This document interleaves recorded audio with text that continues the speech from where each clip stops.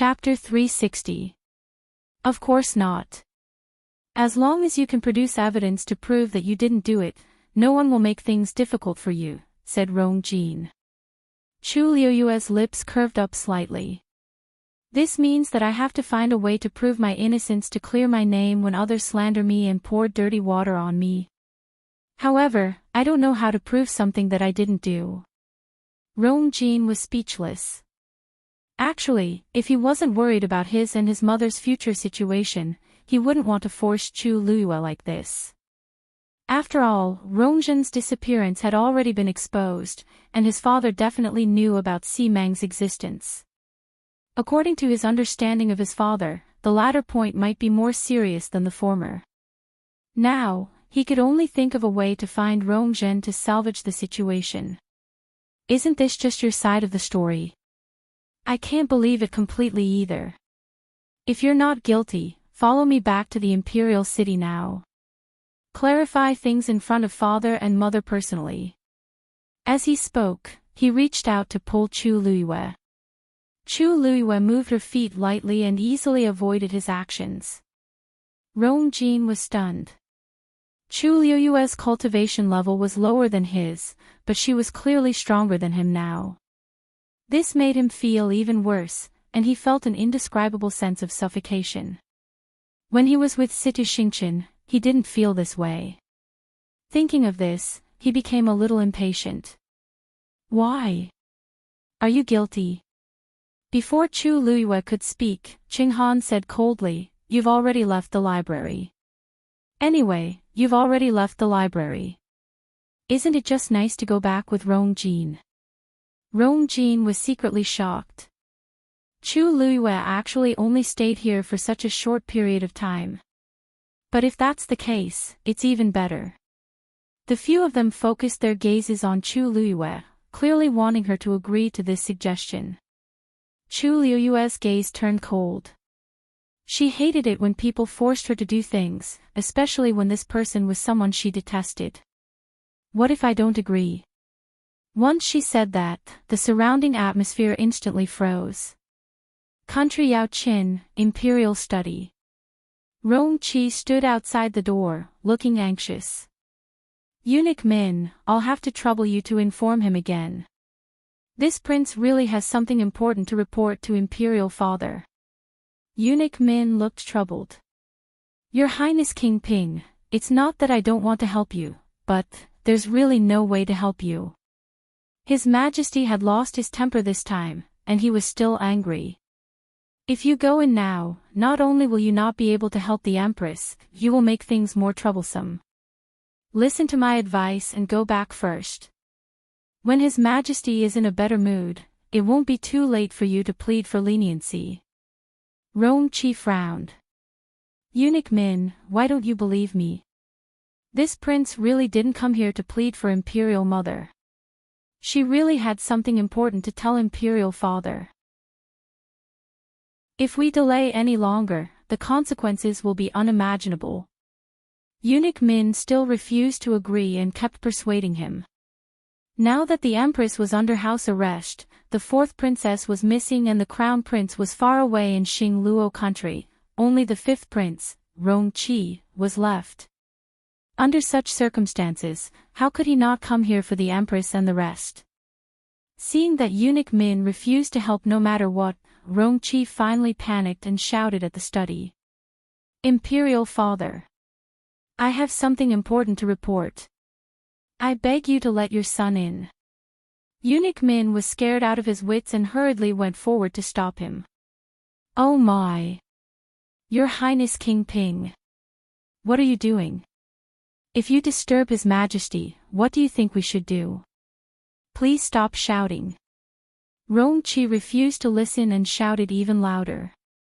Eunuch Min complained incessantly.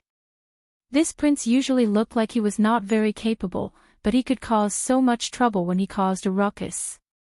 What are you waiting for? Hurry up and persuade King Ping. Eunuch Min hurriedly urged the palace servants beside him to stop him. It was nothing to offend Rongqi, but if he angered His Majesty at this time, he would be courting death. Rong-chi was quickly lifted up by the palace servants and taken away. He was anxious and finally could not help but shout. Imperial father! Imperial father! I know where Jinjin is. Eunuch Min was shocked. The next moment, Emperor Jiawen's voice was heard from the study. Come in. The palace servants hurriedly let go of Rong-chi.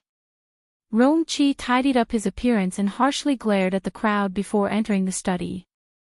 Once he entered, he saw Emperor Jiawen sitting there and looking at him sternly. He couldn't help but tremble, and the arrogance he had before instantly dissipated. Imperial father, where is Rongjin? Asked Emperor Jiawen straightforwardly. Rong-chi hurriedly explained. Imperial father, actually, I'm not sure yet. But, don't be angry. However, I already know who hid Rongjin. As long as we catch that person, we can definitely find Rongjin. He stuttered as he spoke, and his forehead was filled with sweat. Fortunately, he had already said what his mother had instructed him to do. Emperor Jiawen leaned forward and enunciated every word clearly. Who is it? Rong-chi pressed his lips against each other and said a name without hesitation. Chu Luiyue. Chu Ning had just finished his work. He closed his eyes and rubbed his glabella. He looked tired, but the corners of his lips could not help but curl up. Calculating the time, today is the day that you should be back. I have to go back earlier today. Lord Chu Ning. Lord Chu Ning. Bad news. A subordinate hurriedly ran over with a face full of panic. Chu Ning opened his eyes and knitted his brows. What's wrong? His Majesty ordered us to search your residence. They're almost at your residence now. Chu Ning suddenly stood up. What? Digression, everyone, sleep early. Mobile users, please browse and read. A better reading experience comes from Love Network. Chapter 361. Get in. Search the place thoroughly, inside and out. Don't miss a single corner. Yes. With Lu Yun's order, the guards immediately rushed forward, intending to knock down the door of the Chu residence. When Chu Ning arrived, he happened to see this scene. Lu Yun. He immediately yelled out. How dare you? Lu Yun looked back and saw Chu Ning hurrying over with a group of people. Not only was there not the slightest trace of panic on his face, he even revealed a gloating smile. Oh. Isn't this Lord Chu Ning? You're busy with government affairs. Why are you suddenly here in broad daylight? Chu Ning quickly stepped forward with a cold expression. This is my residence. Let's see who dares to barge in.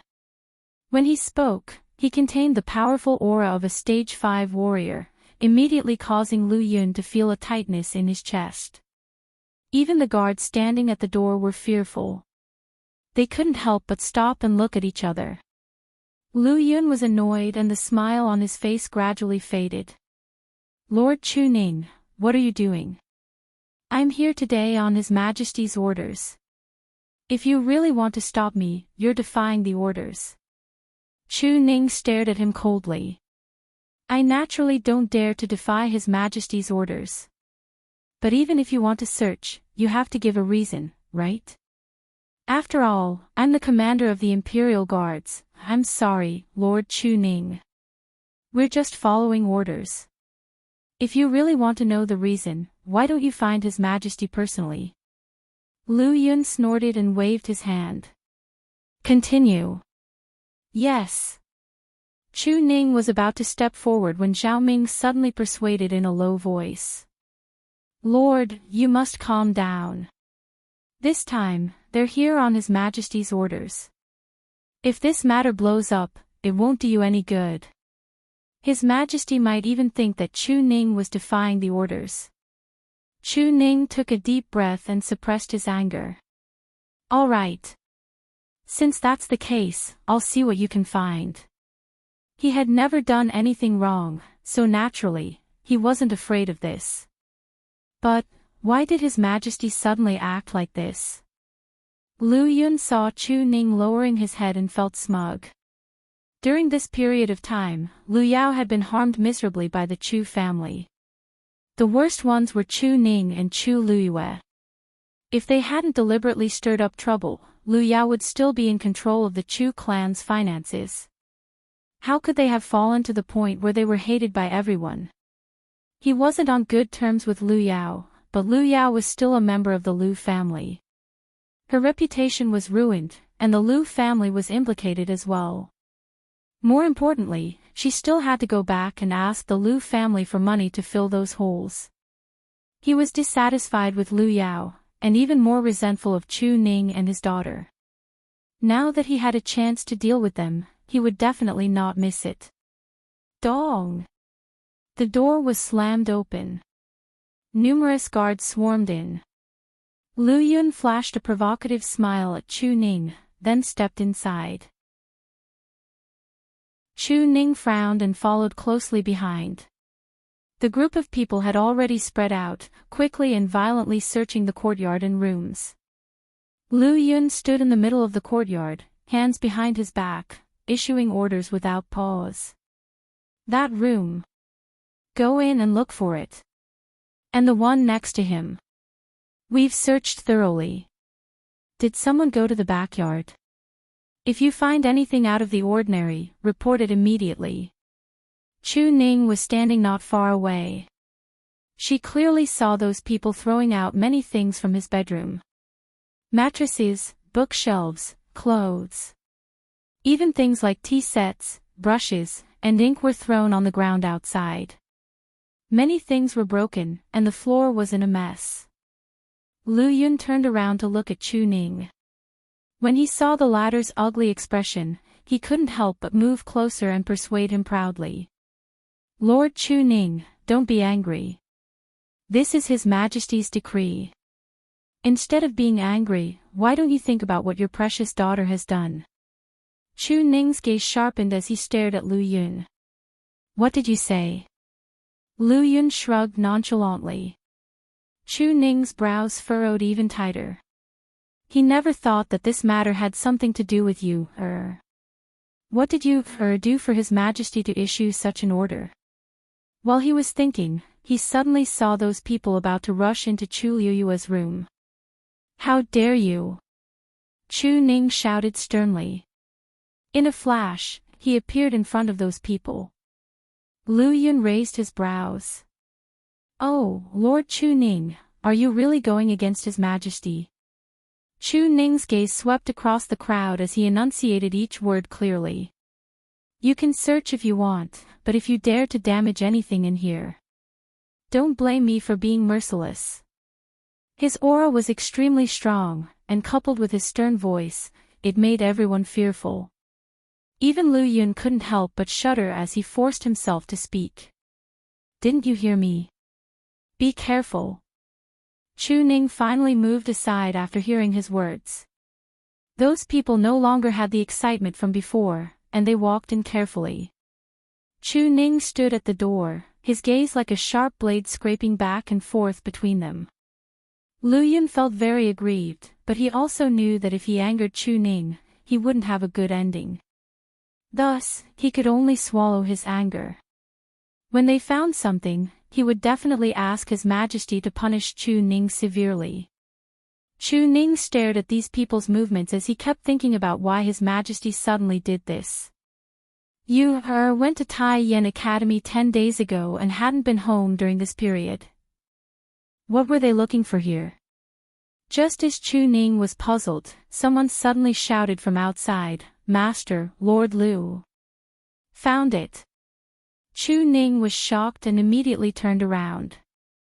He saw a guard suddenly run over from the backyard and quickly rushed to Lu Yun, presenting the item in his hands. Lord Lu. Please take a look. Lu Yun picked up the hairpin and took a closer look. His expression changed, and he sneered at Chu Ning. Lord Chu Ning, the evidence is conclusive. What else do you have to say? Chu Ning quickly walked over. What are you talking about? Lord Chu Ning, why are you acting dumb? Lu Yun raised the hairpin in his hands and sneered. This hairpin is the fourth princess's accessory, but it has now appeared in your backyard. Are you still going to deny it? Chu Ning was stunned for a moment before he suddenly understood. Fourth Princess Rongjin went missing, and His Majesty even put the Empress under house arrest because of it. Not many people knew about this, but as the Imperial Guard's commander-in-chief, he was well aware of it. And now, the missing fourth princess's accessory had been found in their house. Are you suspecting that you hid the fourth princess? Chu Ning blurted out. It's not a suspicion. Now that we have evidence, it's a fact. Lu Yun put away the hairpin and looked at him mockingly. Lord Chu Ning, please come with us. Prince Li's mansion. Rong Xiao was taking a nap on a rattan chair when Yuemo quickly ran over. Your Highness. Lord Chu Ning has been arrested. Mobile users, please browse for a better reading experience from Love Network. Chapter 362. Rong Xiao opened his eyes, and there seemed to be ripples in the depths of his eyes. When did this happen? Just an hour ago. Lu Yun brought people to the Chu family to search and found fourth Princess Rongjin's hairpin. They confirmed that Miss Lu Yu hid the fourth princess. As Miss Lu Yu hasn't returned yet, they brought Lord Chu Ning away. They should be in the palace by now. Yuemo quickly explained the situation. He glanced at his master's expression and asked tentatively, "What's the matter?" "Master, what do you think we should do now?" Rong Xiao's thin red lips curved up into a perfect arc with some laziness. However, the corners of his eyes and brows were cold like the chill of spring. They sure know how to choose the time. Yuemo was dazed before he reacted. Now that Chu Liyue isn't in the Imperial City, they'll definitely interrogate Chu Ning. In addition, they found the so-called evidence, so they'll be even more confident. Chu Ning might suffer a lot. Now that Mu Qinghe is still in the Imperial City, even if Chu Liyue comes back, they won't dare to do anything to him. However, they can still make Chu Liyue suffer if they target Chu Ning. You're saying that they're planning to take this opportunity to take revenge? Rong Xiao lightly said. Rong Xiao is missing. Si Meng is exposed, and the Empress is in danger. Naturally, they won't give up this opportunity. To the Empress, it wasn't important whether she could find Rongzhen or not. The important thing was to find out who hid Rongzhen. It was obvious that they were planning to push all the blame to Chu Liyue. This way, part of Emperor Jiawen's anger would definitely be transferred to Chu Liyue. Even if Chu Liyue had Mu Qinghe's relationship, and Emperor Jiawen wouldn't dare to do anything to him, it would still be beneficial for the Empress and the rest to escape punishment. Yuemo worriedly asked, why? In that case, aren't they planning to bite Ms. Liyue and Lord Chu Ning to death? Rong Xiao's smile turned cold. That's why there's that hairpin. Yuemo sucked in a cold breath. You're saying, roar. A low and angry roar was suddenly heard. Yuemo looked up and saw a strong white lion suddenly appear in front of him. It was Xue Xue. There was a fire in its icy blue eyes. Rong Xiao glanced at it, and Xue Xue walked over and lay beside his feet. Since the Empress wants to make a fuss, let's let her. Fourth princess must be lonely and scared recently. You should go and play with her later. Rong Xiao's voice was as cold and low as usual. His last syllable was slightly raised with a hint of laziness. Xue of mastered, Xue. Xue Xue licked its claws unwillingly. That Rongzhen was dirty, smelly, and only knew how to squeak. It really hated her. Unfortunately, it didn't dare to disobey its master's orders. Sigh, I miss someone so much. Thinking of this, Shueishui lifted her head and looked at Rongxiu. Rongxiu glanced at it. No. Shueishui's huge head shook and moved closer, as if trying to act cute. Rongxiu's voice was slightly cold. She played with you for a long time last time, right? Seems like you think it's too much. Shueishui's body stiffened. He had actually been discovered. Didn't it just let Chu Luiyue accompany it in the forest for a while? It had not seen her for a long time. Shueishui stood up and left resentfully. Yuemo glanced at it and actually felt that its huge and muscular back revealed a trace of sadness. He coughed and retracted his gaze. Master, about Lord Chu Ning, third brother doesn't seem to be doing anything recently, Rongxiu suddenly said. Yuemo was dazed and nodded. Yes. His Majesty hasn't let the third prince leave the Imperial city. Everyone thinks that he wants to take over the third prince's military power, so there aren't many people who interact with him. Rongxiu picked up the book beside him and casually flipped it open. That's good too. Did the Northwest Army get in touch with him? According to your instructions, everything is going smoothly. Besides, the third prince doesn't know about this. Yuemo was confused as he spoke.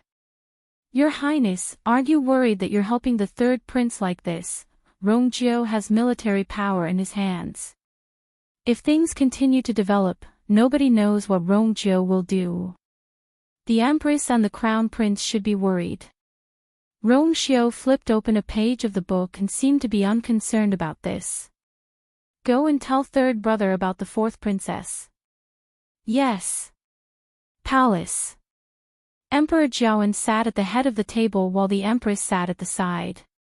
She was holding the hairpin that Luyan found as tears streamed down her face. This is indeed Jinzhen's. I gave it to her on her 13th birthday.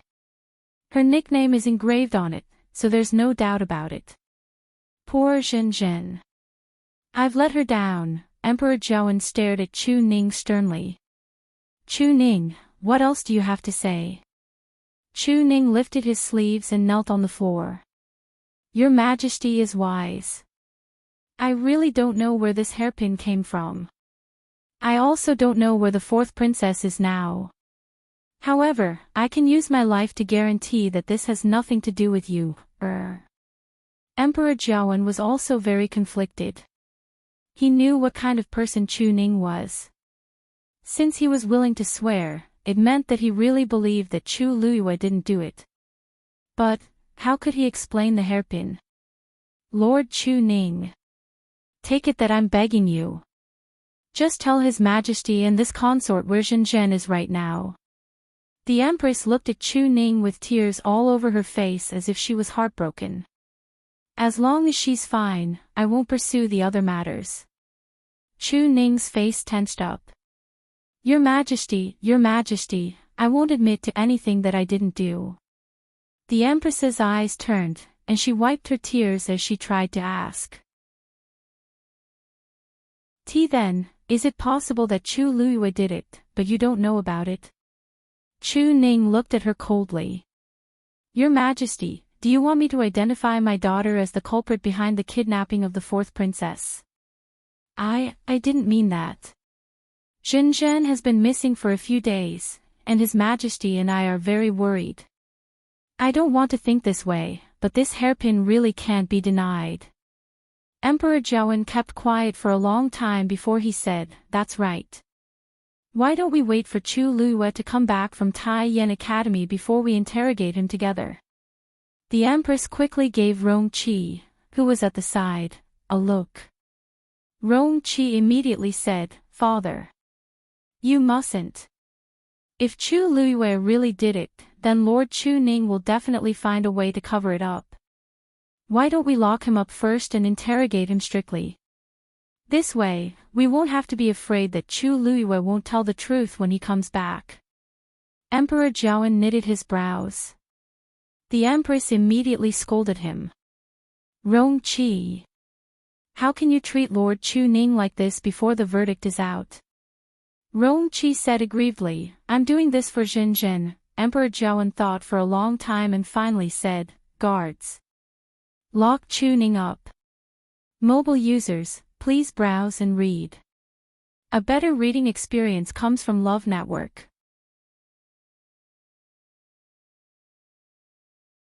Chapter 363. Your Majesty. The third prince wishes to see you. The announcement was suddenly heard. Everyone in the palace was shocked. Emperor Zhaoan knitted his brows. Tell him that I'm busy and ask him to wait in the Imperial study. Eunuch Min wiped the sweat off his forehead. Your Majesty, the third prince said that he must see you immediately. Emperor Zhaoan's face turned even uglier as he slammed the table. He's getting more and more brazen. The matters in the past 2 days had already made him very frustrated, and he didn't expect Rong Jiu to join in the fun. Rong Jiu has always been well behaved in the Imperial city. Why is he suddenly like this? Eunuch Min shuddered and wanted to cry. Your Majesty, the third prince said that he came today because of the fourth princess. Oh. Emperor Zhaoan was a little surprised as he knitted his brows. He doesn't have much contact with Zhenzhen. What happened today? At the side, the Empress's heart skipped a beat, and she felt uneasy.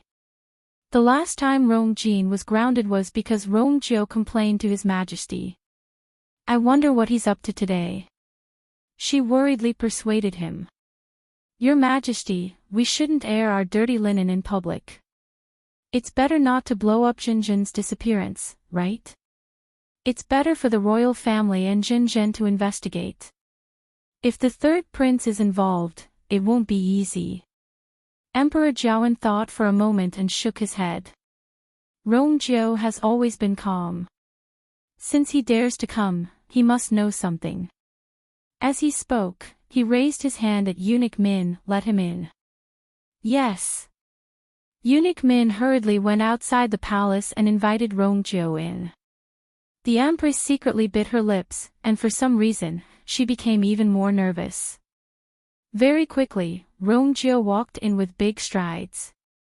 He had been on the battlefield for many years. Even though he was only 20 years old and younger than Rong Jin, he had a strong physique and a strong aura around him. Even though he was wearing a robe, it couldn't hide his general's murderous aura. This was the aura that one would only have after experiencing a life-and-death battle on the battlefield. Rong Jiu's gaze quickly swept across the palace, and it paused on the Empress especially for a moment. The Empress's heart skipped a beat as she hurriedly looked away. Your son greets Imperial father and Imperial mother. Rong Jiu stood still in the palace, cupped his fists, and bowed to Emperor Zhaoan and the Empress. Emperor Zhaoan didn't beat around the bush and went straight to the point. There's no need to be so formal. You said earlier that you knew some news about Rongzhen. Is that true? Rong Jiu nodded. This son requests an audience with Imperial father today precisely because of this. Emperor Zhaoan sat up straight. Speak. Rong Jiu's gaze landed on Chu Ning. When I was outside, I heard that Imperial father was planning to imprison Lord Chu Ning. Emperor Zhaoan was confused, but he didn't deny it. That's right. Rong Jiu shook his head. Imperial father, you mustn't do this. You've wrongly accused Lord Chu Ning. I can confirm that Lord Chu Ning has nothing to do with this matter.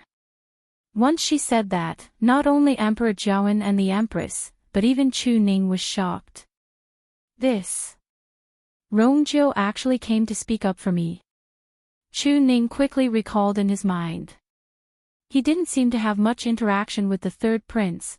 At such a critical moment, anyone who gets involved will be in trouble. Others can't wait to avoid it, so why is he? Rong Jiu, do you know what you're saying? Emperor Zhaoan's expression instantly became stern, and his voice was filled with authority. Rong Jiu's expression didn't change. I know. In actual fact, not only Lord Chu Ning, but even Chu Luiyue also has nothing to do with this matter. The Empress finally couldn't hold it in anymore. Third Prince, do you know that Lu Yun has already found Jinjin's hairpin in Chu Ning's house? The evidence is conclusive, and you can't deny it. Why are you speaking up for Chu Ning and his daughter like this?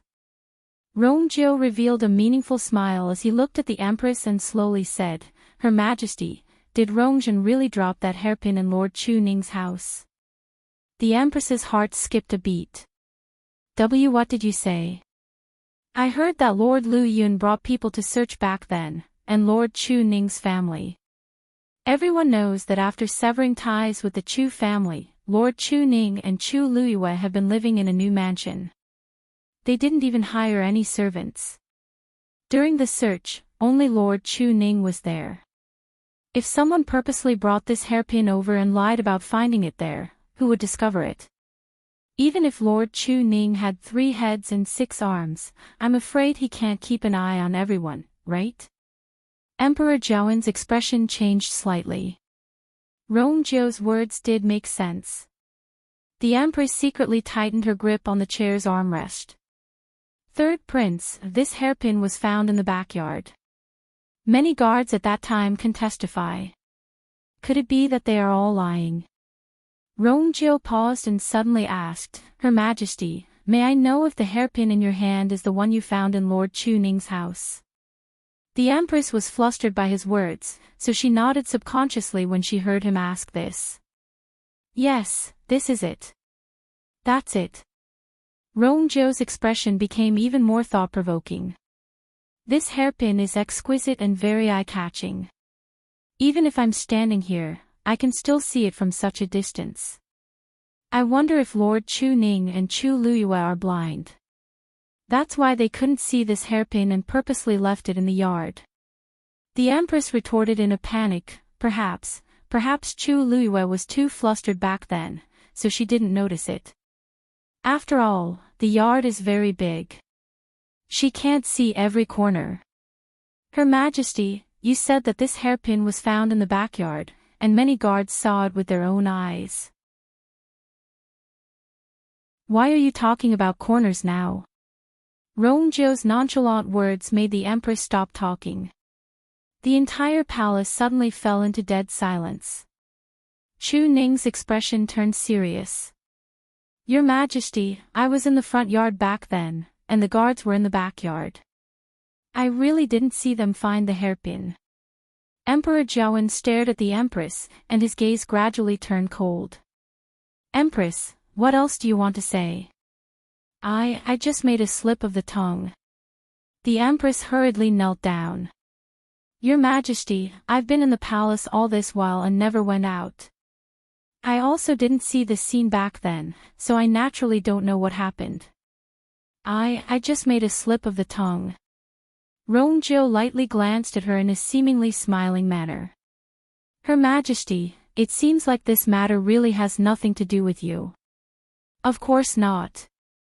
Jinzhen is my daughter. Now that she's missing, I'm naturally the most anxious. Hatred flashed across the Empress's eyes. Now, she could tell that Rongjiu came here today to drag her down completely. She looked up and anxiously looked at Emperor Zhaoen. Your Majesty, everything I said is true. Situ Xingchen personally saw that Jinzhen was with Chu Luiyue before she went missing. I can testify. Mobile users, please browse and read. A better reading experience comes from Love Network.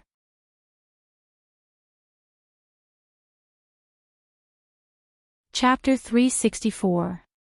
This sentence was no different from a sudden clap of thunder, suddenly exploding.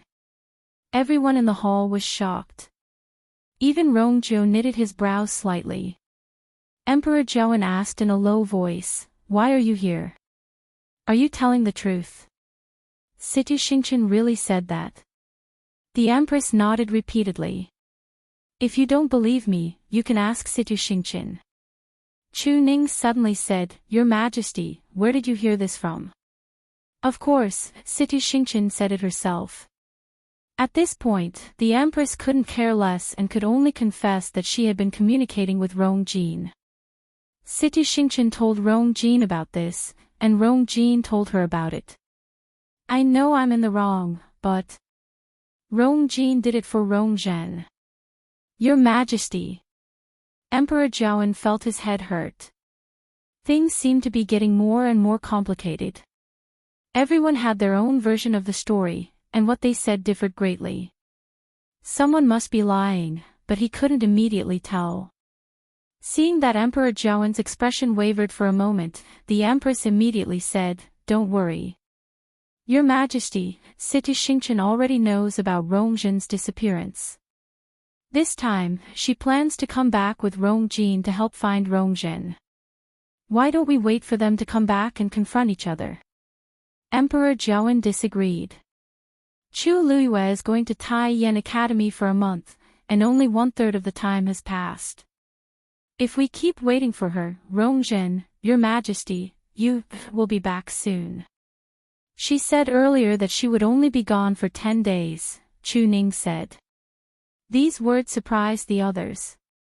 Chu Luiyue only stayed for 10 days for such a rare opportunity. Emperor Zhaoan kept quiet for a while and finally decided. Since that's the case, let's wait for them to return and ask them together.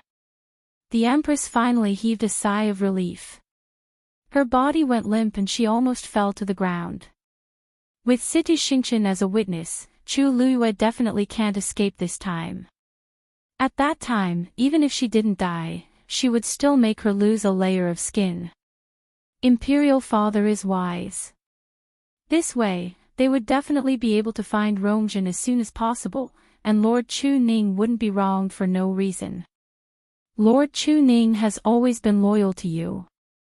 It wouldn't be good if Lord Chu Ning's feelings were hurt because of some misunderstanding, said Rongjio as he cupped his fists. The hall fell silent for a moment.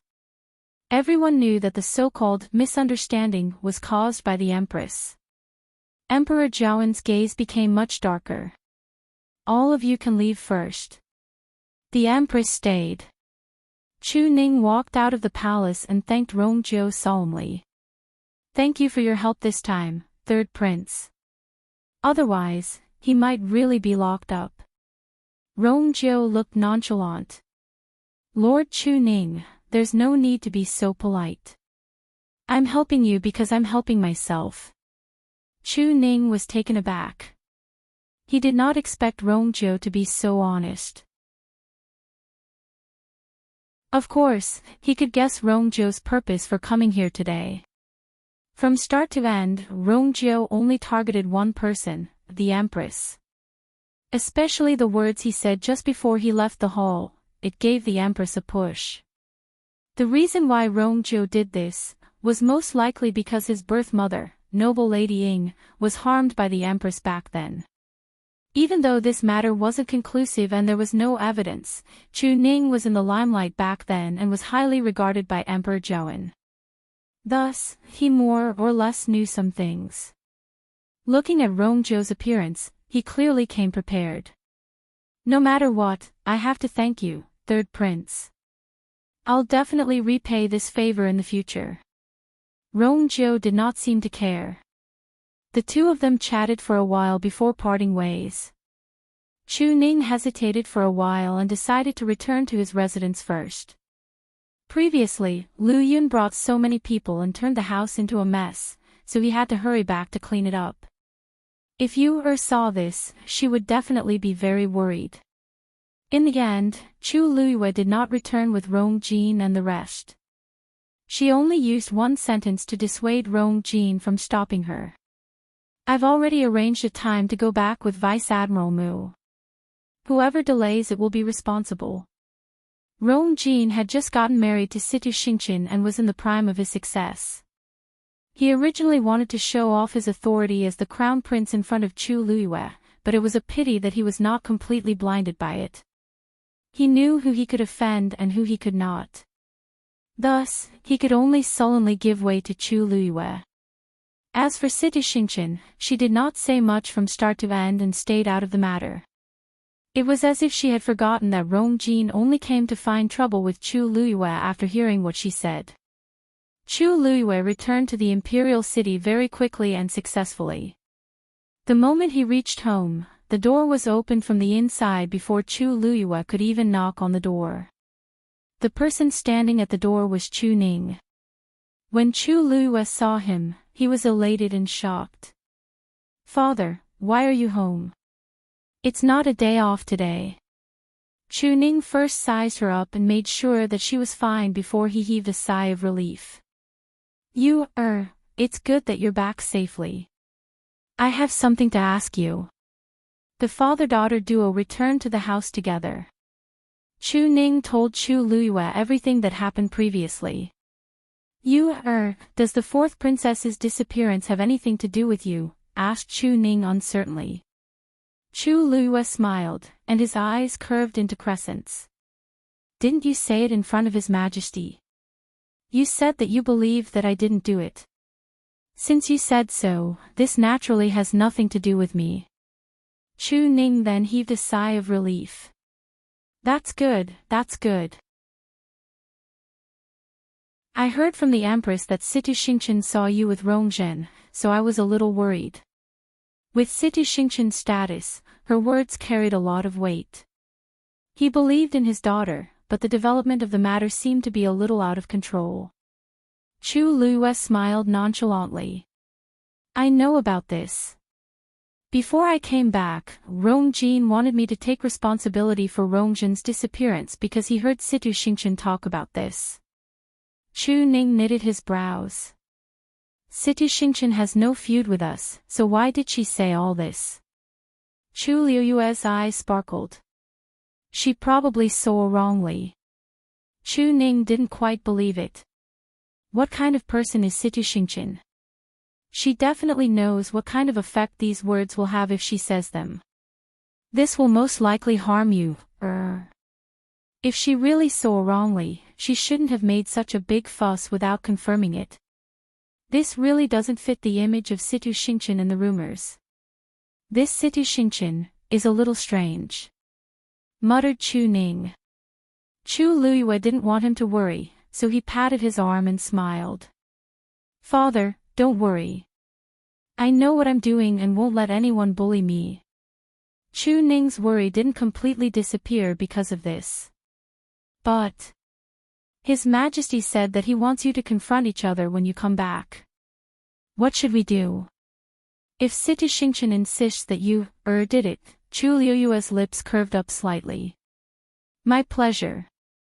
Digression, she felt hungry as she wrote, so she ran to wolf down another bowl of noodles. Writing is really tiring. Mobile users, please browse and read. A better reading experience comes from Love Network.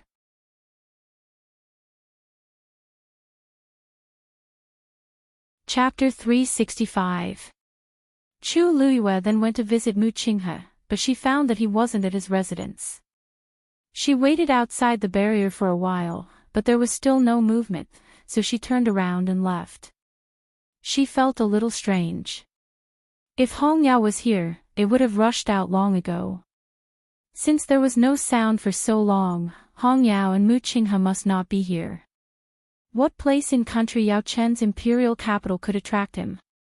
Chu Luiyue was puzzled as she turned to Prince Li's mansion. Prince Li's mansion was the same as usual. It didn't seem to have changed, but Chu Luiyue keenly noticed that the security here had become stricter. Seeing that it was her, the servants of Prince Li's mansion immediately welcomed her happily. When Yuemo heard the news, he hurriedly came out to welcome her. "Miss Lu Yu. You're finally back." Chu Luiyue couldn't help but laugh when she saw his excited face. "It's not my first time here. Do you have to be so excited?" Of course. Of course. You don't know, but we've been looking forward to your return these past few days." Yumo's eyes were almost brimming with tears. If she didn't come back soon, their lives would be too difficult. "Master is in the study room.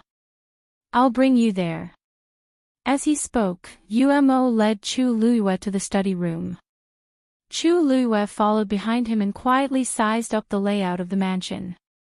She realized that it was indeed a little different from before.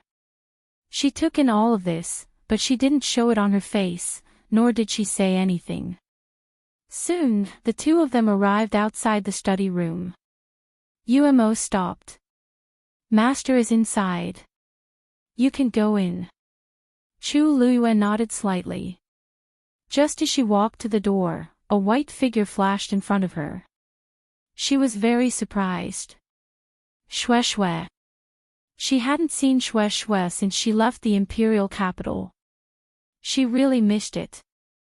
Xue Xue looked at her with its tail wagging, its eyes filled with joy.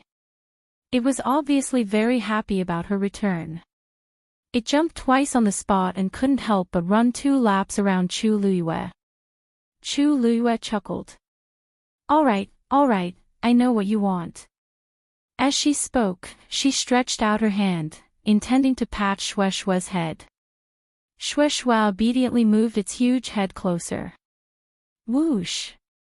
Chu Luiyue's hand was halfway out when a red shadow flashed in front of his eyes.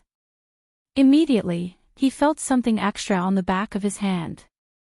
She looked over and saw that it was Dumpling. At this moment, it was hugging her wrist. Its round eyes looked at her innocently and sadly, as if it was complaining about something. Chu Luiyue glanced at his hand. Very good. He was already completely occupied by Dumpling. It was impossible for him to touch Xue Xue anymore. Xue Xue growled. Just as she was about to charge forward, she suddenly heard a cough coming from the room. Xue immediately moved to the side obediently and looked straight ahead, as if nothing had happened before. Dumpling turned around and gave it a look of disdain. Chu Luiyue was speechless. She looked at the door of the study and walked forward. Creak, the door of the study opened. Chu Luiyue saw Rong Xiu sitting behind the table. He was wearing a black cloak and his face was a little pale. There was a cup of hot tea beside him and a book in his hand. He just sat there quietly, and there seemed to be an indescribable aura lingering around him. He was gentle and calm, like a gentleman. Hearing the sound of the door being pushed open, he raised his head. The moment he lifted his eyelids, there seemed to be countless stars flickering in his deep and clear eyes. This time, it was completely different from the previous time. Those eyes seemed to be able to contain everything in the world, but they were also high and mighty. Noble and lazy, looking down on the world. The moment their eyes met, Chu Luiyue could clearly hear her heart beating violently. The blood in her eardrums surged and seemed to be buzzing. Rong Xiu's lips curved. "You're back." Chu Luiyue nodded slightly. "Yes." Rong Xiu raised his sword-like eyebrows slightly. The door behind Chu Luiyue was suddenly closed. The dazzling sunlight was blocked outside the door. Rong Xiu opened his mouth, and his voice was as cold as jade striking against each other. "I thought you wouldn't have time to come until tomorrow." Chu Luiyue was stunned. Then, an incredible idea came to her mind. Rong Xiu was jealous. Based on his means and strength, she was probably already under his control from the moment she returned to the capital. However, she first went to see her father, then went to visit Mu Qinghe, and finally came to Prince Li's mansion. Rong Xiu seemed to be unhappy because of this. Chu Luiyue couldn't help laughing. "How could I?" Rong Xiu's eyes moved slightly, but he didn't say anything. Chu Luiyue approached him step by step. Until there was only a table between them, she bent down, put her hands on the table, and approached Rong Xiu. The two were so close that they could almost hear each other's breathing. Chu Luiyue could even smell the familiar cold fragrance on him. Her heart beat faster, but her eyes were as bright as the Milky Way. "The reason why I came to see you last is because," she didn't finish her words, but suddenly leaned closer and kissed Rong Xiu's lips. It was cool and hot, slow and urgent. Rong Xiu didn't seem to expect Chu Luiyue to suddenly do this, and he was stunned for a moment. Chu Luiyue whispered softly, and her voice was broken between her lips and teeth. That's the answer.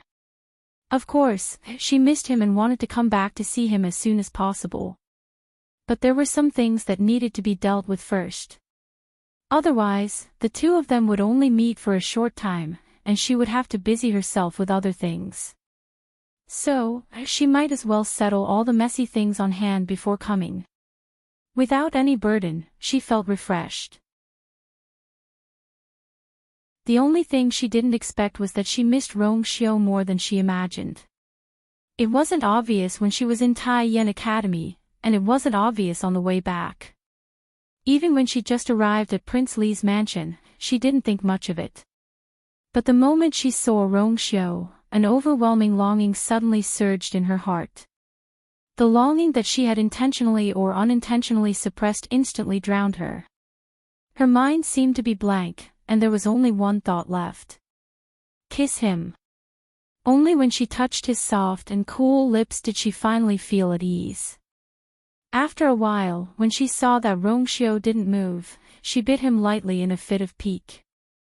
Rong Xiu reached out to pull her, and at the same time, counterattacked. However, Chu Luiyue lightly licked his lips and quickly moved away. She leaned toward his ear and gently placed her hand on his cloak as she softly asked, "Why are you here?" "Rong Xiu, aren't you hot?" "Oh, I almost forgot. Prince Li is seriously ill, and now is the time to recuperate." "You can't, Rong Xiu's eyes instantly darkened. The next moment, he suddenly grabbed Chu Luiyue's chin with one hand, tilted his head, and kissed her fiercely. If he could still tolerate this situation, he would really be sick. Mobile users, please browse for a better reading experience from Love Network.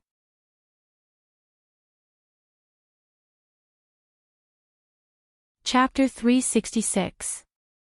After Rong Xiu was satisfied, he finally let go of Chu Luiyue slowly. He lowered his eyes and looked at the girl's red and slightly swollen lips. He rubbed his fingers affectionately and spoke lazily in a hoarse voice. Looks like you made the right decision." Chu Luiyue snapped out of her daze and immediately glared at him. However, her watery eyes didn't have any fierceness. Instead, they looked even more breathtaking. Rong Xiu chuckled and kissed her again before finally letting go. "Come here." Chu Luiyue walked around the table to his side and leaned over to look at the book he had put aside. "What are you looking at?" Every time she came, Rong Xiu seemed to be reading.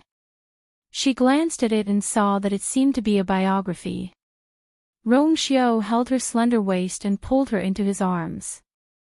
Chu Luiyue leaned against his chest just like that. Rong Xiu rubbed her waist with one hand and took the book with the other. "Do you want to read it?" Chu Luiyue felt that Rong Xiu's hand seemed to have magical powers. He only pressed her waist twice, and a wave of heat spread through her body. She felt as if her entire body had gone limp and relaxed. She relaxed her body and felt that the fatigue she had felt during this period of time seemed to have lessened quite a bit. She took the book and looked up in surprise when she saw the name on it. "You moved out of the academy." She remembered seeing this book in Yifeng Courtyard. Rong Xiu didn't find it strange that she remembered, so he nodded nonchalantly. "Mother's things have basically been packed, so there's no need to continue living here." Of course, another important reason was that the person in his arms wouldn't be staying there for too long. Chu Luiyue recalled the things he had taken out from Joyo Tower and nodded in understanding. She unintentionally flipped open the book and took a look. Rong Xiu had been pretending to be sick ever since he returned to the Imperial capital. He rarely stepped out of Prince Li's mansion and basically stayed here. Hence, she was actually quite curious about what Rong Xiu usually read. However, Chu Luiyue was suddenly stunned with just a glance. It was actually a map. And it was a map of the Imperial capital. After she was reborn, she had specially investigated the situation of the imperial capital, including the overall terrain of the imperial capital. Hence, when she first saw this map, she immediately recognized that it was a map of the imperial capital. What shocked her even more was the detailed distribution of the military forces on the map. The entire imperial capital's defense situation. Chu Liuyue's heart skipped a beat.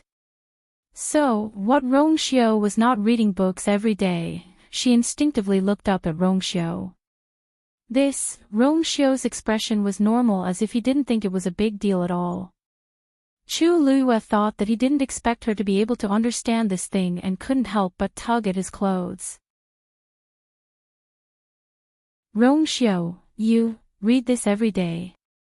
Rongxiu glanced at her expression, and his lips curved up slightly. Not every day. I read it occasionally to relieve boredom. Chu Liyue was speechless. Relieve boredom? What kind of person would think that reading this kind of thing was relieving boredom? With this map, Rongxiu could easily control the entire imperial capital. If he had the military forces, it was only a matter of time before he broke into the imperial capital. Chu Liyue's lips moved and finally couldn't help but ask. Why, are you looking at the map of the imperial capital? She originally thought that Rongxiu would look shocked, but a smile surfaced on his face instead.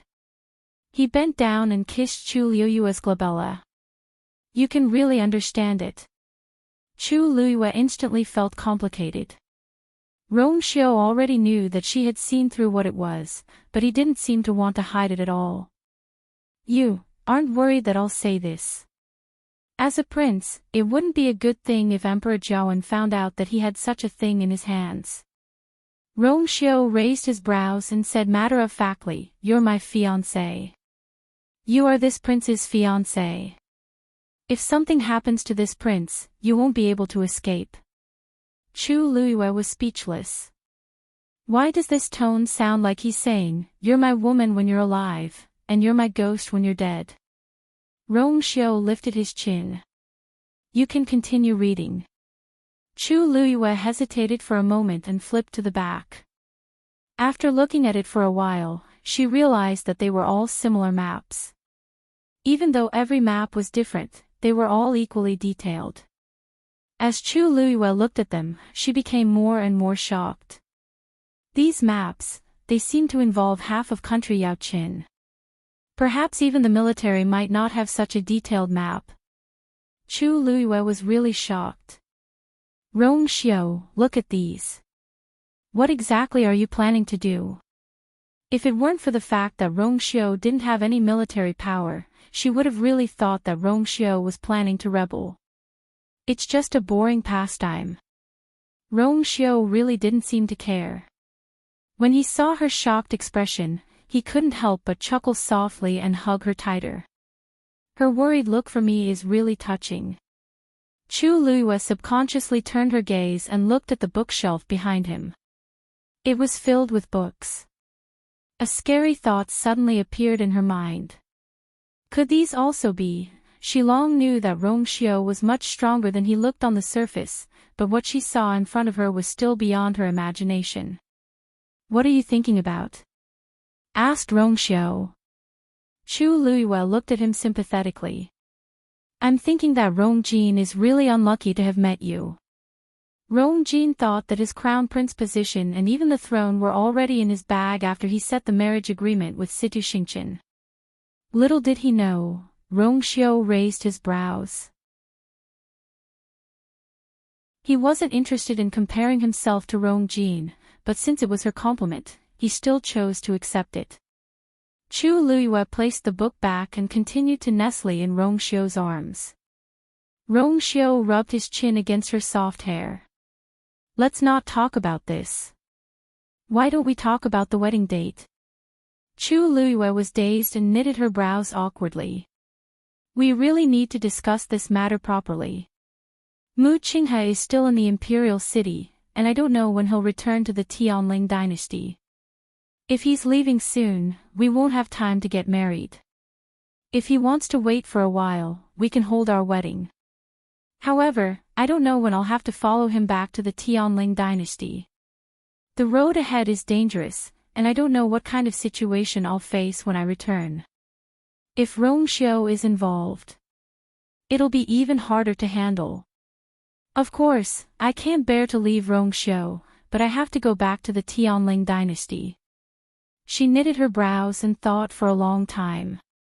Suddenly, she stood up and left Rongxiu's arms. She sat opposite him with a serious expression. Rongxiu, I have something to tell you. Rongxiu looked at her with deep eyes. I'm all ears. The next day, Rongjin and Situ Xingchen finally returned to the Imperial city. Chu Luiyue was sitting cross-legged at home. She placed her hands on her knees and absorbed the surrounding heaven and earth force. Suddenly, Eunuch Min's voice came from outside the door. Lord Chu Ning, Miss Lu Yu, His Majesty and Her Majesty are waiting in the palace. Please come in. Digression, yesterday, I slept at 3:00 again. I was about to go crazy. A better reading experience comes from the Love Network.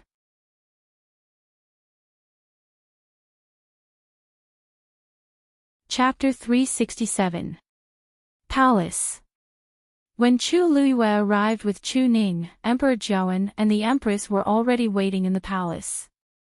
Rongjin and Situ Xingchen were also seated below. On the other side was another person, Rongjiu. Chu Luiyue had already heard about what happened from Chu Ning, so she wasn't surprised that Rongjiu was here. Her gaze quickly swept across the few people in the palace. Emperor Zhaoan was expressionless, but his eyes were dark. Compared to the last time she saw her, the Empress looked much more haggard, as if she had aged by 10 years. It was obvious that the recent events had tortured her quite a bit. When Rongjin saw Chu Luiyue, a complicated expression flashed across his face. He was holding a hairpin in his hand. Chu Luiyue guessed that it was the one that they said they found Rongjin in their backyard. Situ Xingchen and Rongjiu looked calm, and one couldn't tell what was going on. Chu Ning and Chu Luiyue bowed one by one. Emperor Zhaoan told the two of them to sit down. Okay, since everyone is here, let's start.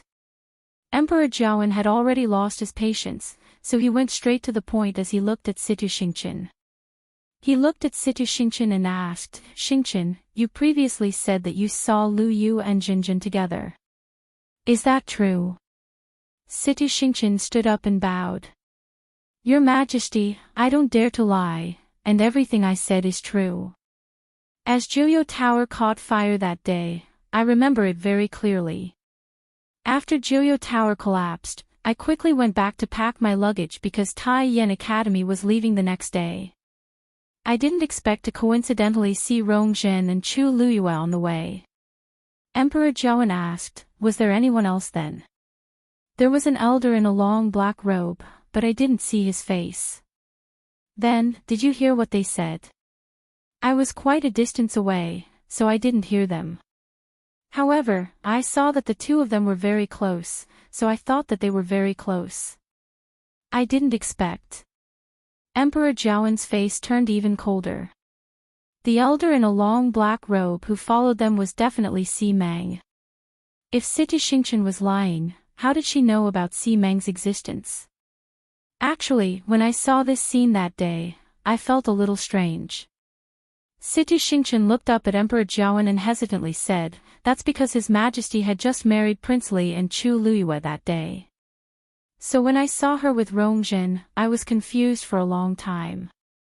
Everyone understood. The timing was too special. No matter how close Chu Luiyue and Rongjin were, they shouldn't have been together on the day of Rongjin's marriage. Moreover, who didn't know that there was a conflict between the two of them? It was really suspicious that they were together.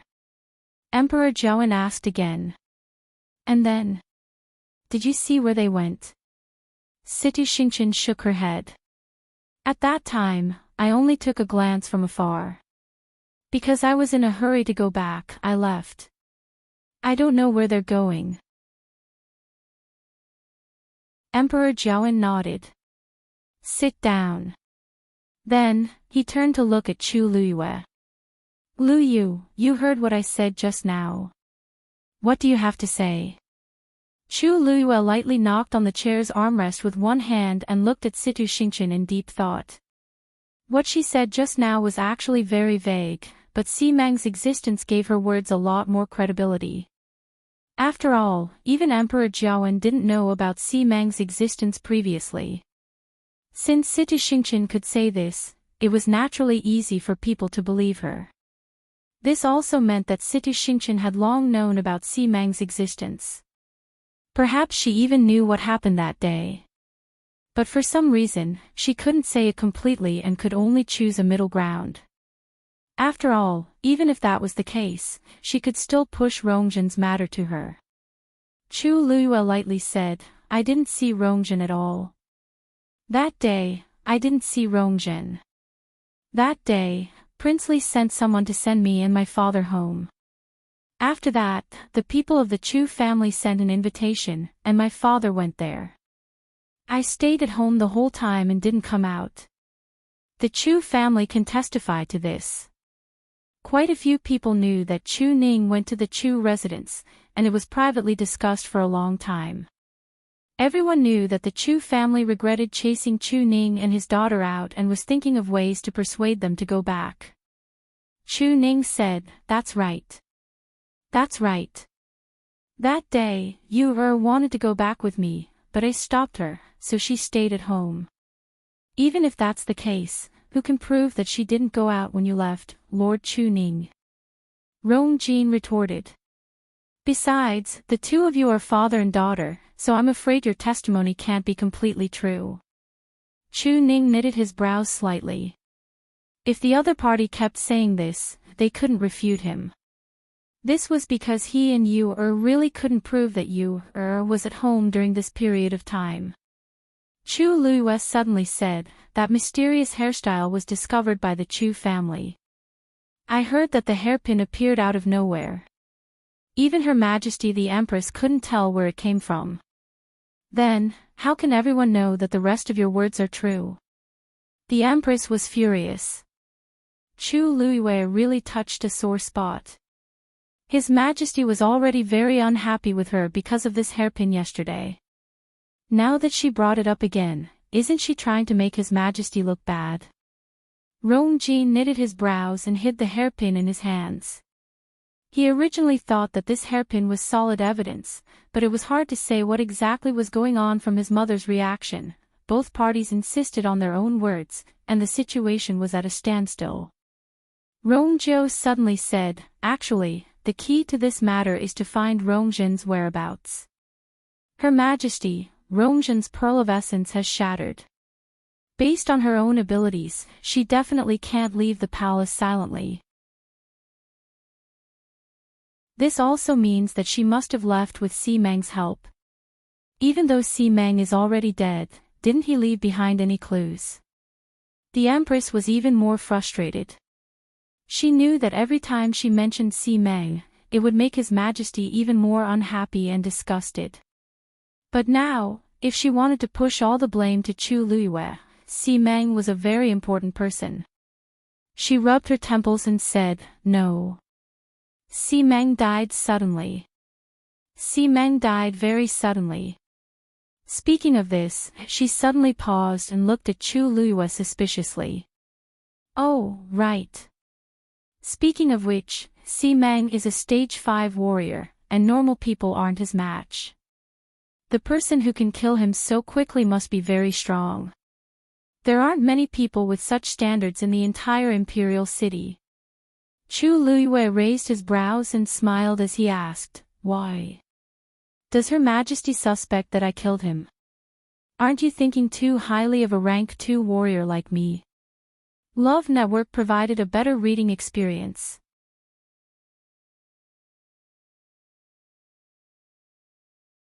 Chapter 368. The Empress smiled coldly.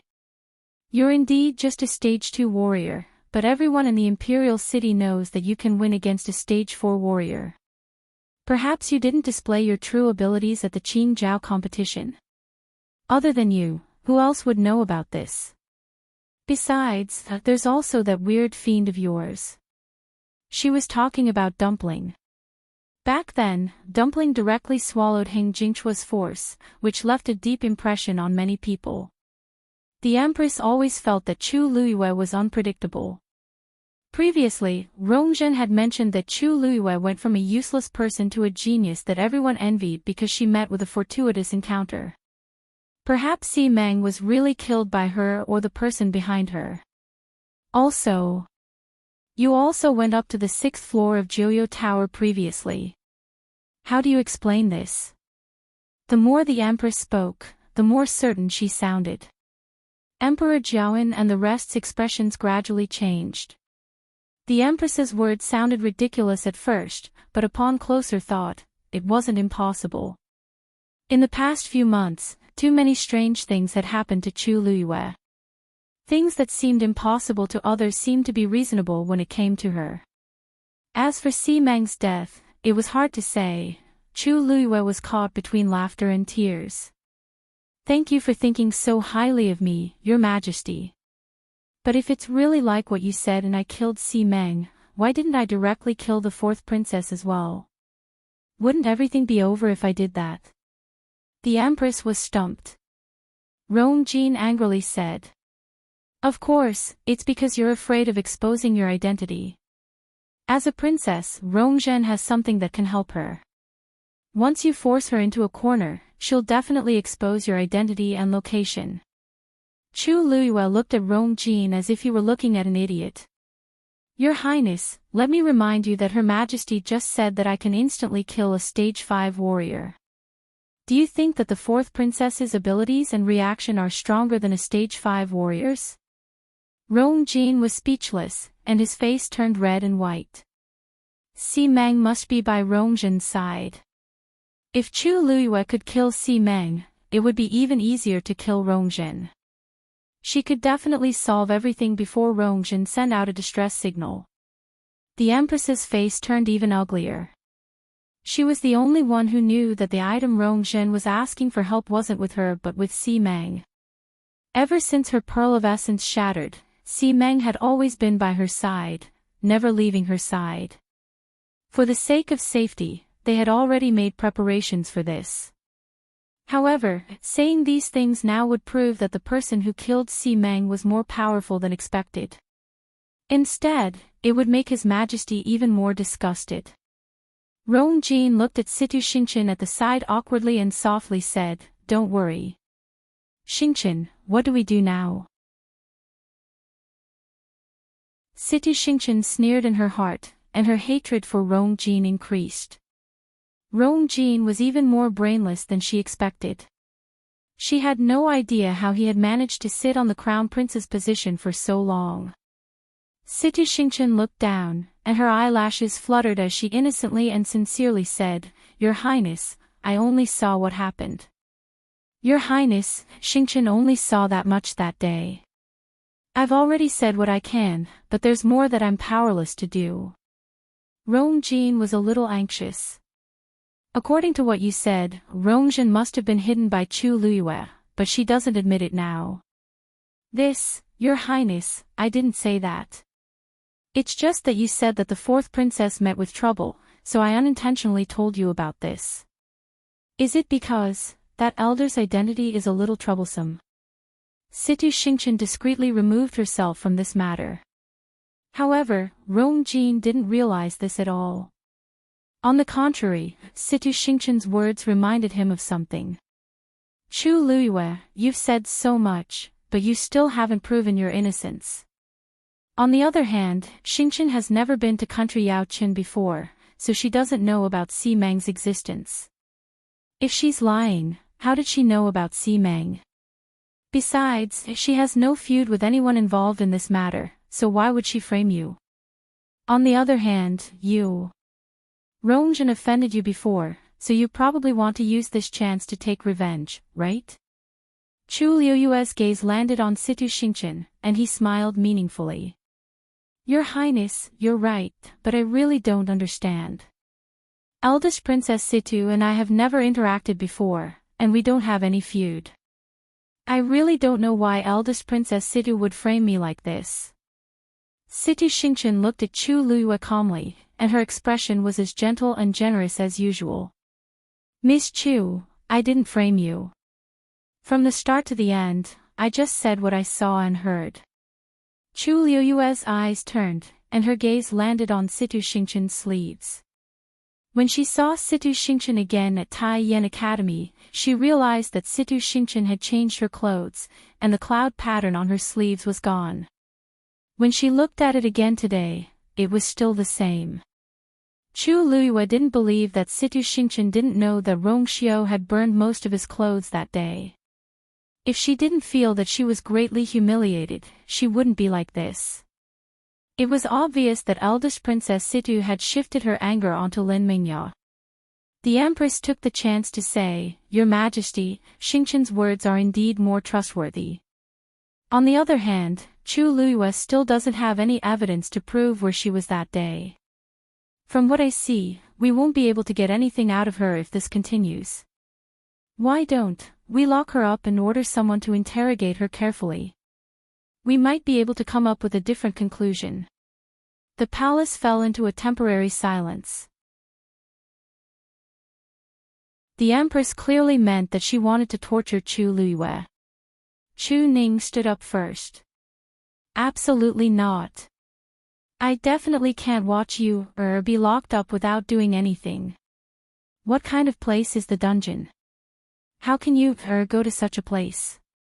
Besides, nobody knows if the Empress's men are inside. Once you goes in, I don't know what she will have to endure.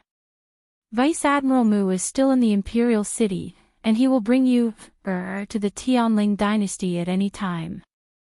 If we lock you up now, may I ask Your Majesty, how are you going to explain this to Vice Admiral Mu? Bringing up Mu Qinghe indeed made the Empress a lot more fearful. Then, what do you think we should do? Are we just going to let it pass like this? At this point, Rongzhou, who had been sitting at the side and keeping quiet, suddenly spoke.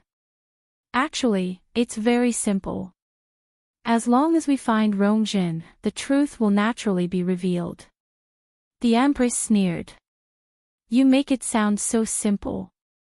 We still have to ask Chu Luyue if he's willing to hand Jinjin over. Rongzhou's expression became strange as he stood up and bowed to Emperor Zhouan solemnly. I'm guilty. Father, please punish me. Emperor Zhouan knitted his brows tightly. Rongzhou, what are you doing? Rongzhou said word by word. I saw the fourth princess a few days ago. Mobile users, please browse the internet for a better reading experience.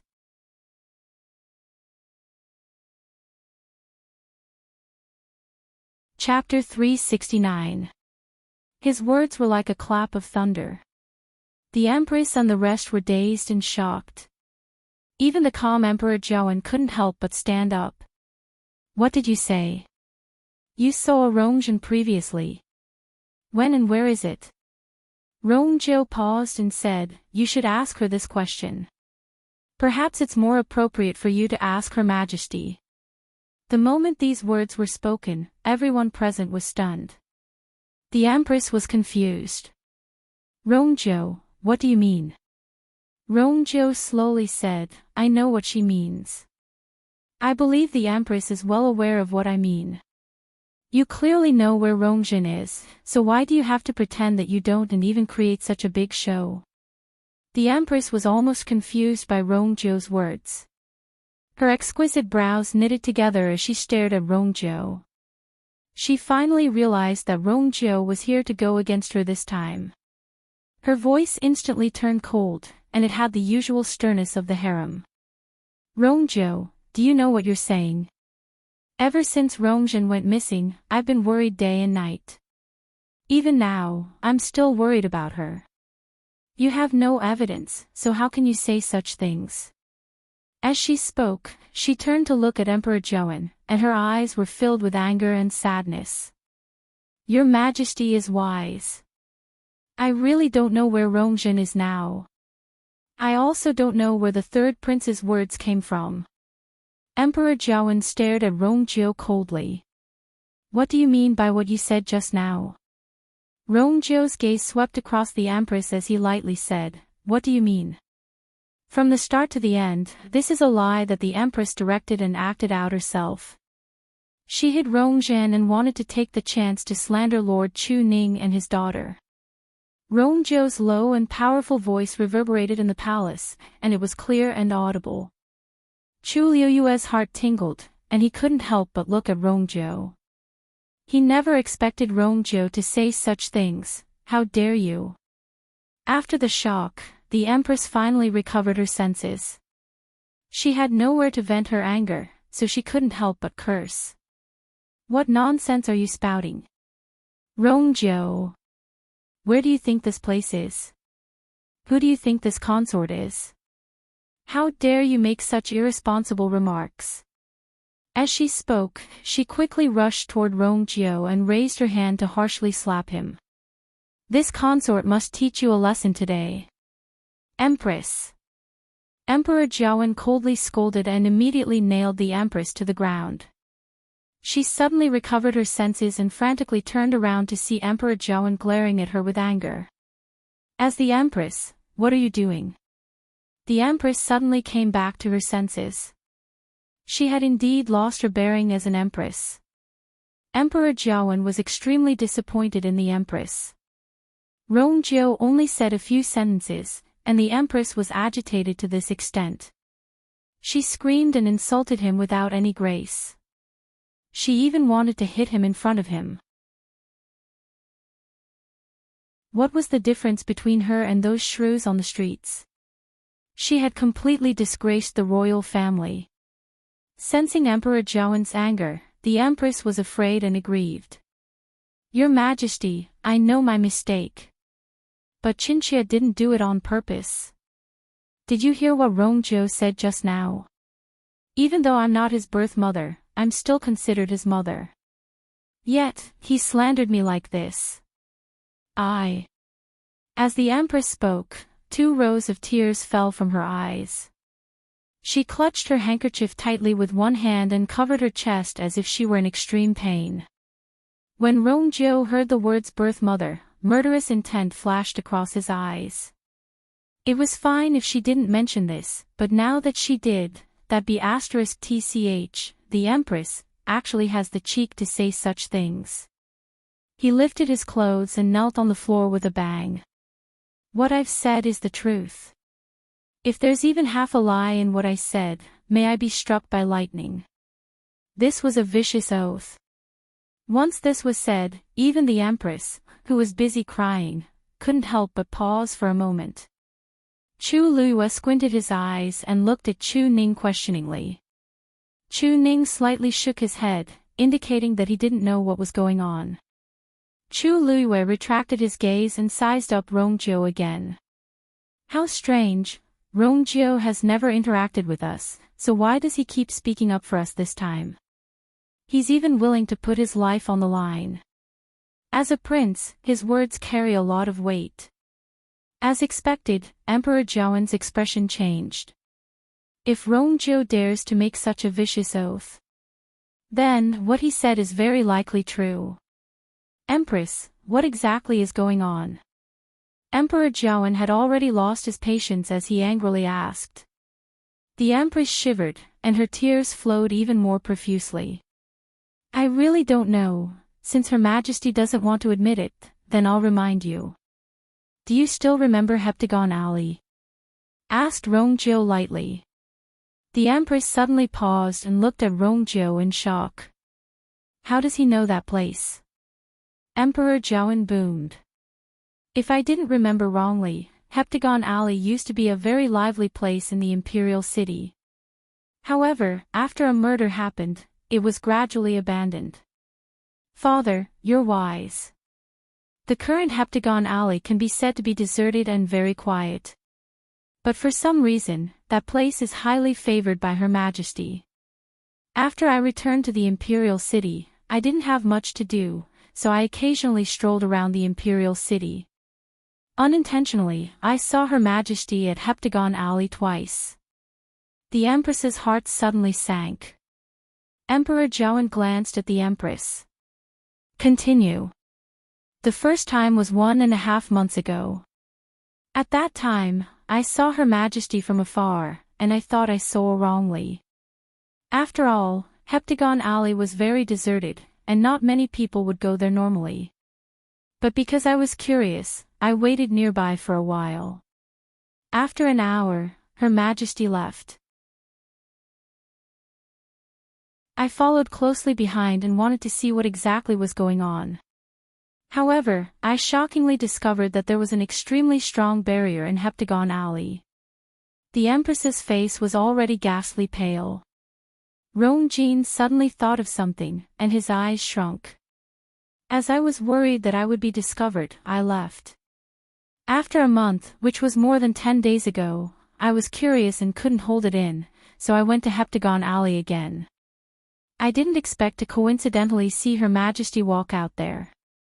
Upon hearing this, Chu Luyue also looked at the Empress and saw her anxious expression as if she had lost her mind.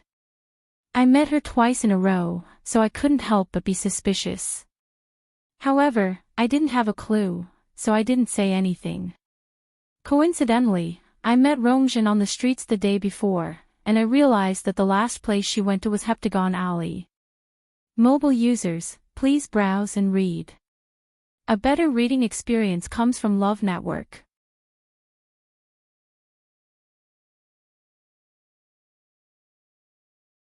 Chapter 370. Impossible. You're lying. The Empress finally couldn't hold it in and screamed. Her hands trembled as she pointed at Rongzhou. Due to her anger and panic, her originally well-maintained face became distorted. Zhenzhen is missing. She had already lost contact with Rongjin for many days. If Rongjin was really at Heptagon Alley, how could she not know? Previously, she had already asked the Xi family to secretly search the entire Imperial city, but there was no news. After the matter was exposed, Emperor Zhaoan also sent people to search everywhere, but there were still no clues. She almost suspected that Rongjin had been brought out of the Imperial city. Yet, Rongzhou suddenly jumped out and said that Rongjin was at Heptagon Alley. Rongzhou looked at the Empress's finger that was almost poking his face and saw the beautiful and sharp armor on it. His lips twitched without much of a smile. Her Majesty, why are you so agitated? Whether it's true or not, we just need to send people to search, and the truth will be revealed. Anyway, Heptagon Alley is in the Imperial city. It won't waste too much time to send people to search. No. The Empress almost instinctively objected. But once she said that, she suddenly realized that something was amiss. Behind her, Emperor Zhaoan's voice was cold. I think this is a good idea. Since Rongzhou said that Rongjin is there, we just need to find her there. If we find her, it proves that Rongzhou is telling the truth. If we don't. Rongzhou, do you know what consequences you will have to bear? Rongzhou looked calm. I know. If Rongjin isn't at Heptagon Alley, I'm willing to never leave the Imperial city again. Emperor Zhaoan was stunned as he didn't expect Rongzhou to make such a request. Actually, during this period, he had been thinking about how to arrange for Rongzhou. Let him return to the Northwest Army. Impossible. That's no different from letting a tiger return to the mountain. Let him stay in the Imperial city. That's not appropriate either. Rongzhou has many military achievements, and he's at his peak. It's too obvious to abruptly remove him from his military position. In actual fact, before this, Emperor Zhaoan had already received many memorials requesting for Rongzhou to return to the Northwest Army. But he had many worries in his heart, so he kept putting this matter aside. But this time, Rongzhou took the initiative to suggest that as long as he didn't find Rongjin in Heptagon Alley, he would stay in the Imperial city forever. On the one hand, Emperor Zhaoan wanted to find Rongjin. On the other hand, he wanted to use this chance to make Rongzhou stay. No matter how he looked at it, it was beneficial to him. Therefore, he agreed to this suggestion without any hesitation. We will go there personally. Get ready, Eunuch Min. The Empress' legs were weak, and she almost knelt on the ground. Your Majesty. Absolutely not. Anyone could tell how guilty the Empress was, and Emperor Zhaoan was no exception. The more this was the case, the more he wanted to go. Empress, I'm just going to find Rongzhen. What are your intentions for obstructing me in every possible way? Do you not want me to find Rongzhen, or is there another reason? Emperor Zhaoan's voice wasn't loud, but his aura was imposing. Every word was like a sharp knife that harshly stabbed into the Empress's heart. She wanted to stop Emperor Zhaoan from going, but in this situation, she would seem very guilty no matter what she said. Rongjin finally recovered his senses and went forward to support the Empress. Imperial Mother. Why do you have to do this? Wasn't it just an alley? If Imperial Father wants to go, why must you stop him? There was no benefit in going against Imperial Father like this. The Empress glanced at Rongjin weakly, and her tears fell again. What does he know? Chu Luiyue suddenly stood up and said in a soft voice, Your Majesty, we'll go with you. You can get a better reading experience from the Love Network.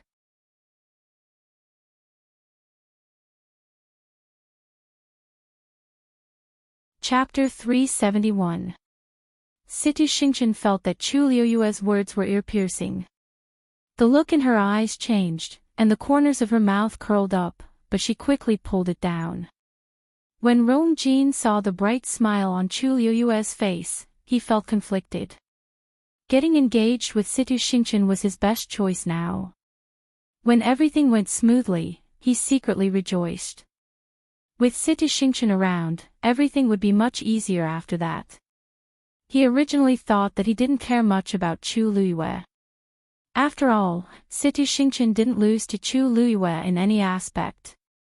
However, he only realized that this wasn't the case at this point. As for the Empress, she couldn't hear what Chu Luiyue was saying. She looked pitiful, and her eyes were lifeless as she looked at Emperor Zhaoan's cold and decisive back view. She felt hopeless. If it weren't for Rongjin and Situ Xingchen supporting her, she would have long collapsed on the floor. Chu Luiyue looked at the Empress in deep thought before he turned around and followed Chu Ning. When they reached the palace entrance, Eunuch Min had already arranged for a normal horse carriage to wait for them. Chu Luiyue couldn't help but sigh. Eunuch Min is indeed smart to be able to serve Emperor Zhaoan for so many years. Emperor Zhaoan is still wearing his dragon robe. If he goes out like this, it will definitely cause a huge commotion. Also, the Empress is in a terrible state, and she can't meet anyone. Using such a normal horse carriage can reduce the trouble to the greatest extent. The group of people then walked toward Heptagon Alley in a low-key manner.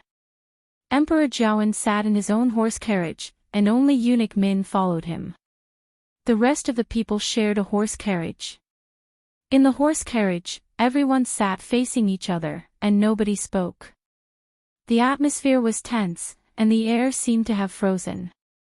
Finally, Rongjin couldn't help but softly persuade her, Mother, don't worry. Someone wants to frame us, but they might not have the ability to do so. Father has always been wise, and he'll definitely be able to distinguish right from wrong and clear your name. This someone was naturally referring to Rongzhou.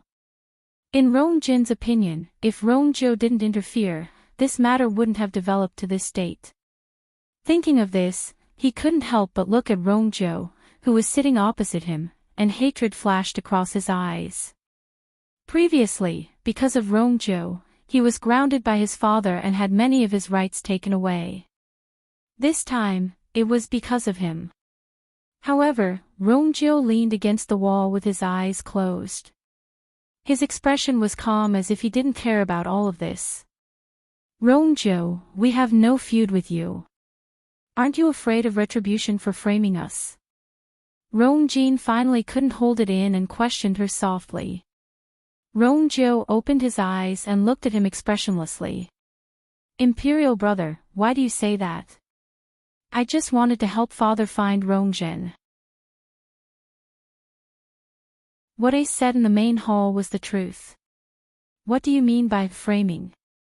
Rongjin almost exploded in anger when he saw that Rongjin still refused to admit it. If it weren't for the fact that they were in a horse carriage and that there were many people around, he would have long gone forward and harshly beaten Rongjiu up. Chu Luiyue sat at the side and started chatting with Chu Ning. Father, actually, the trip to Tai Yen Academy this time was quite interesting. Chu Ning was originally a little worried, but he felt much more at ease when he saw that his daughter was very calm. Hearing her talk about Tai Yen Academy, he couldn't help but be curious. Oh. Really? I heard that their library is very big. What did you read? Chu Luiyue smiled and said, actually, I didn't read much. Actually, I didn't look at many, but I did find some that I liked. At the side, Situ Xingqian's eyelids harshly twitched. Didn't read much. Chu Luiyue really has the cheek to say this.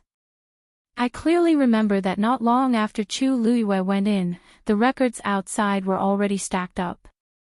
The more hateful thing was that, according to Mentor, she even found an Earth Stage warrior technique.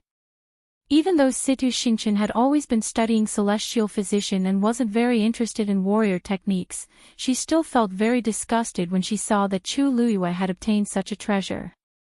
Every word of hers sounded like she was purposely showing off.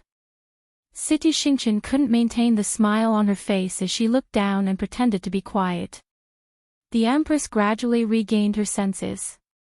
When she saw Chu Luiyue and Chu Ningjing chatting happily, her heart burned with anger. All of this is clearly Chu Luiyue's fault. I must have hidden Rongzhen and colluded with Rongjiu to frame me. Now, my heart is hanging in midair, and I'm being tortured, but Chu Luiyue can still smile so easily. It's all your fault. It's all your fault. Hearing the sound of the horse carriage on the limestone floor, the Empress knew that they were getting closer to Heptagon Alley, and she became increasingly anxious. Finally, she couldn't help but curse and pounce on Chu Luiyue. Chu Luiyue had already seen her actions from the corner of his eyes, so he gently dodged and avoided her. Dong! A low sound was heard. The Empress's head directly hit the wall of the horse carriage. Mother! Rongjin and Situ Xingqian didn't manage to pull the Empress back in time. When they heard the sound, it was already too late. The Empress's forehead hurt, and her vision turned black. Mother, are you okay? Rongjin was very anxious as he hurriedly helped the Empress up. Situ Xingqian knitted her brows. Miss Chu, even if you're unhappy with the Empress, you shouldn't do this. During this period of time, the fourth princess went missing, and the Empress was worried. How could she withstand such a collision? Upon hearing this, Rongjin looked at Chu Luiyue with more hatred and anger. Chu Luiyue blinked. Eldest Princess Situ, your words are too interesting. Everyone saw clearly what happened just now. The Empress bumped into me on her own. If I didn't dodge, should I just sit there and wait to be hit? Situ Xingqian seemed to hesitate for a while and said, but you're very strong, and it's easy for you to stop the Empress. In other words, Chu Luiyue did it on purpose. Chu Luiyue laughed. Eldest Princess Situ, the Crown Prince isn't weak either. Are you saying that he's useless and can't hold his mother back? Situ Xingqian was stumped.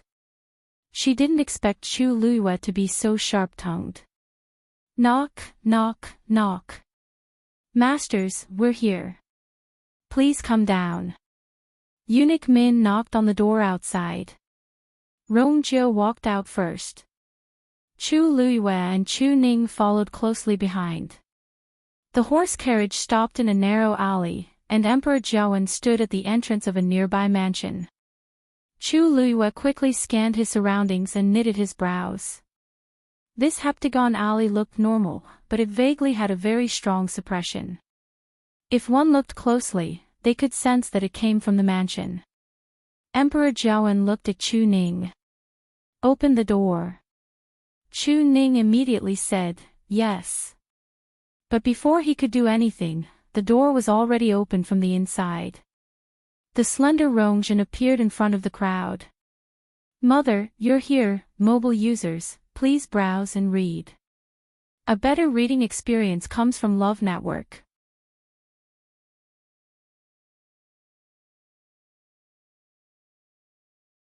Chapter 372.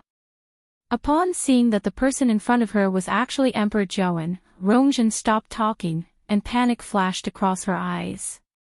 "Father." When Emperor Jiawen saw Rongjin, he first heaved a sigh of relief in his heart before endless anger overwhelmed him. He suppressed the anger in his heart and asked in a low voice, "Jinzhen, why are you here?" Faced with Emperor Jiawen's questioning, Rongjin actually stuttered and didn't say anything for a while. Chu Luiyue squinted his eyes and turned to look at Rongjin and Situ Xingqian, who had just helped the Empress down the carriage. "Her Majesty, Crown Prince, isn't the fourth princess here perfectly fine?" Rongjin looked up and saw Rongjin standing at the door. His words were stuck in his throat, and his face turned green and white. At the side, Situ Xingqian's expression also changed. "Why is Rongjin here? Didn't Elder Lian Ning say that he personally saw Chu Luiyue being brought to the forest outside the Imperial city by Si Meng? Since Si Meng died in Chu Luiyue's hands, Rongjin should have been hidden by her too. What's the situation now?" Rongjin instinctively looked at the Empress. "Mother, this, impossible." When the Empress saw Rongjin, her reaction was more intense than anyone else's.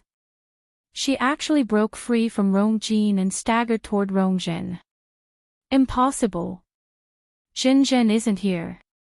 You must be a fake." Her voice was sharp and hoarse, which made people feel very uncomfortable when they heard it. In addition, her face was distorted from shock and fear, which made her look even uglier. Emperor Jiawen didn't hide the disgust in his eyes. "Empress. Not only did you lie to me, but you even don't want to acknowledge your own daughter. You've really disappointed me."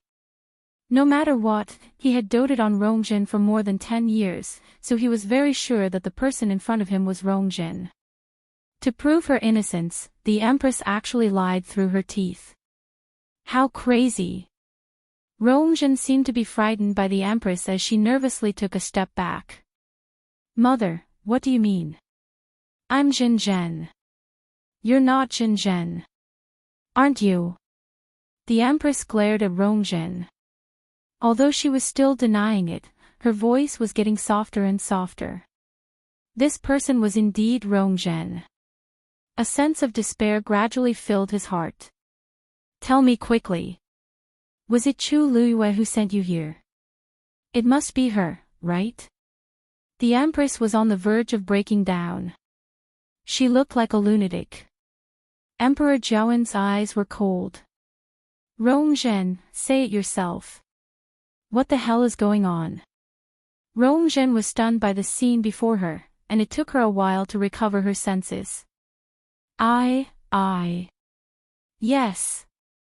It was Chu Luiyue who brought me here." Emperor Jiawen continued asking, "When?" Rongjin quickly glanced at the Empress and lowered her eyes guiltily.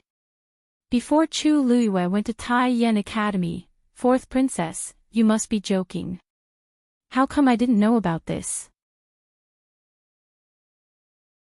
Besides, if I really wanted to imprison you, why would I choose to imprison you here of all places?" Chu Luiyue scanned his surroundings. "To be honest, this is my first time here.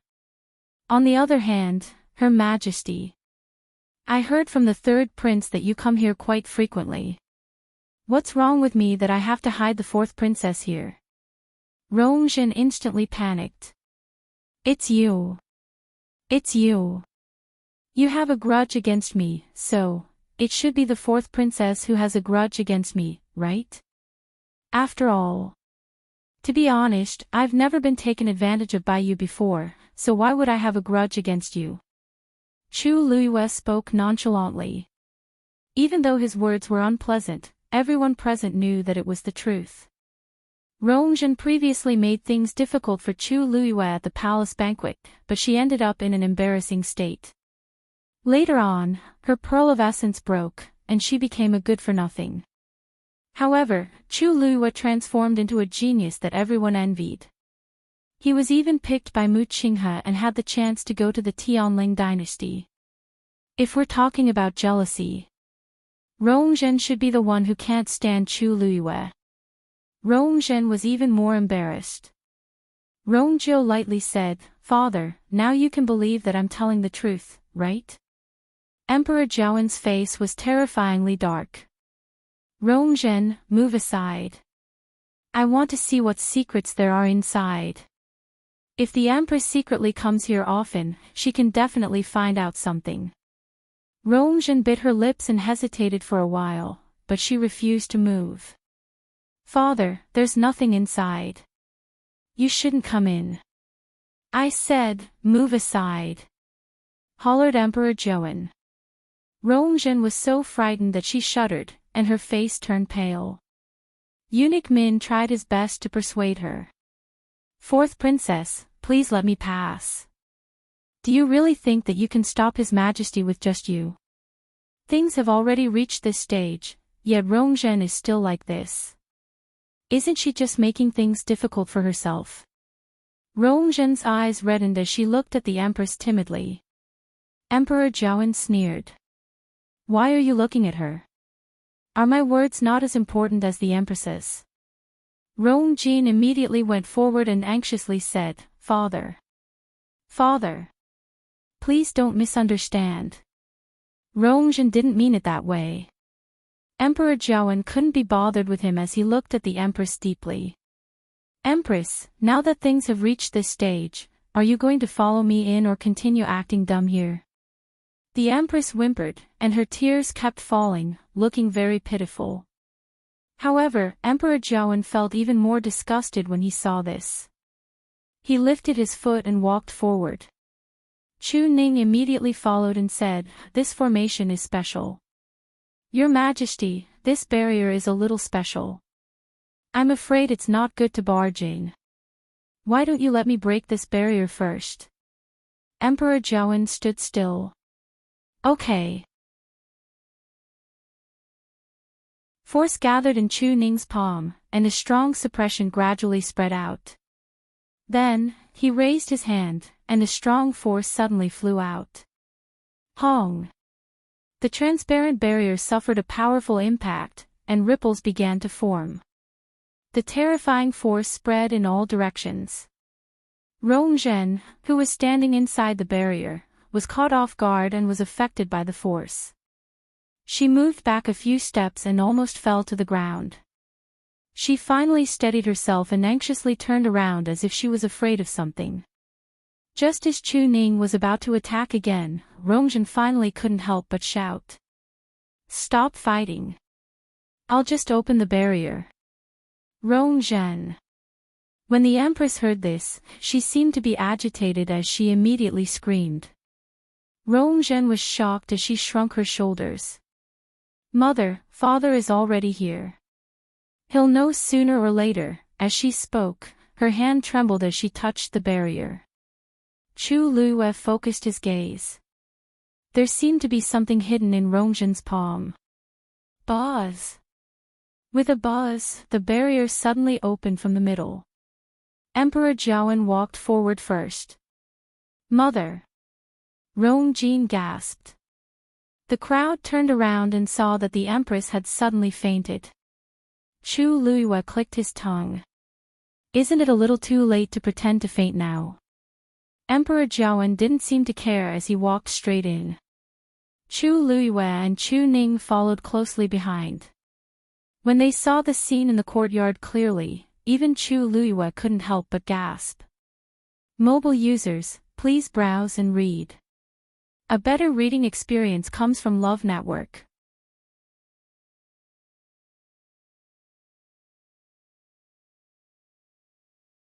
Chapter 373. The courtyard was empty, and only a skeleton was hanging in the middle. From the tattered clothes, it seemed to be a young man, but his body was almost completely corroded, and one couldn't see his original appearance. The most serious injury on his entire body was his face. It was as if someone had harshly slashed his face with an axe. His face was a mess of flesh and blood, and one couldn't even distinguish his features, let alone recognize who he was. Below the corpse was a bronze cauldron. The edges of the bronze cauldron were stained with dried blood. The pungent smell of blood spread from within. It was disgusting. However, this wasn't the scariest thing. This was because there were a few skeletons on the ground around the corpse. With one look, one could tell that they were human skeletons. Unlike the hanging corpses, only white bones were left on the ground, and they looked like they had been dead for a long time. This scene caused the hearts and minds of the people who walked in to be shaken. The place fell into dead silence, and the space seemed to have frozen. After some time, Emperor Jiawen recovered his senses and suddenly hollered, "Bring the Empress over." The Emperor was enraged. Even Rong Jin, who was previously protecting the Empress, couldn't take it as he stiffly carried the Empress over. The Empress's eyes were still tightly shut as if she had completely fainted. Emperor Jiawen stared at the skeletons, and the veins on his forehead popped out. "Beat her.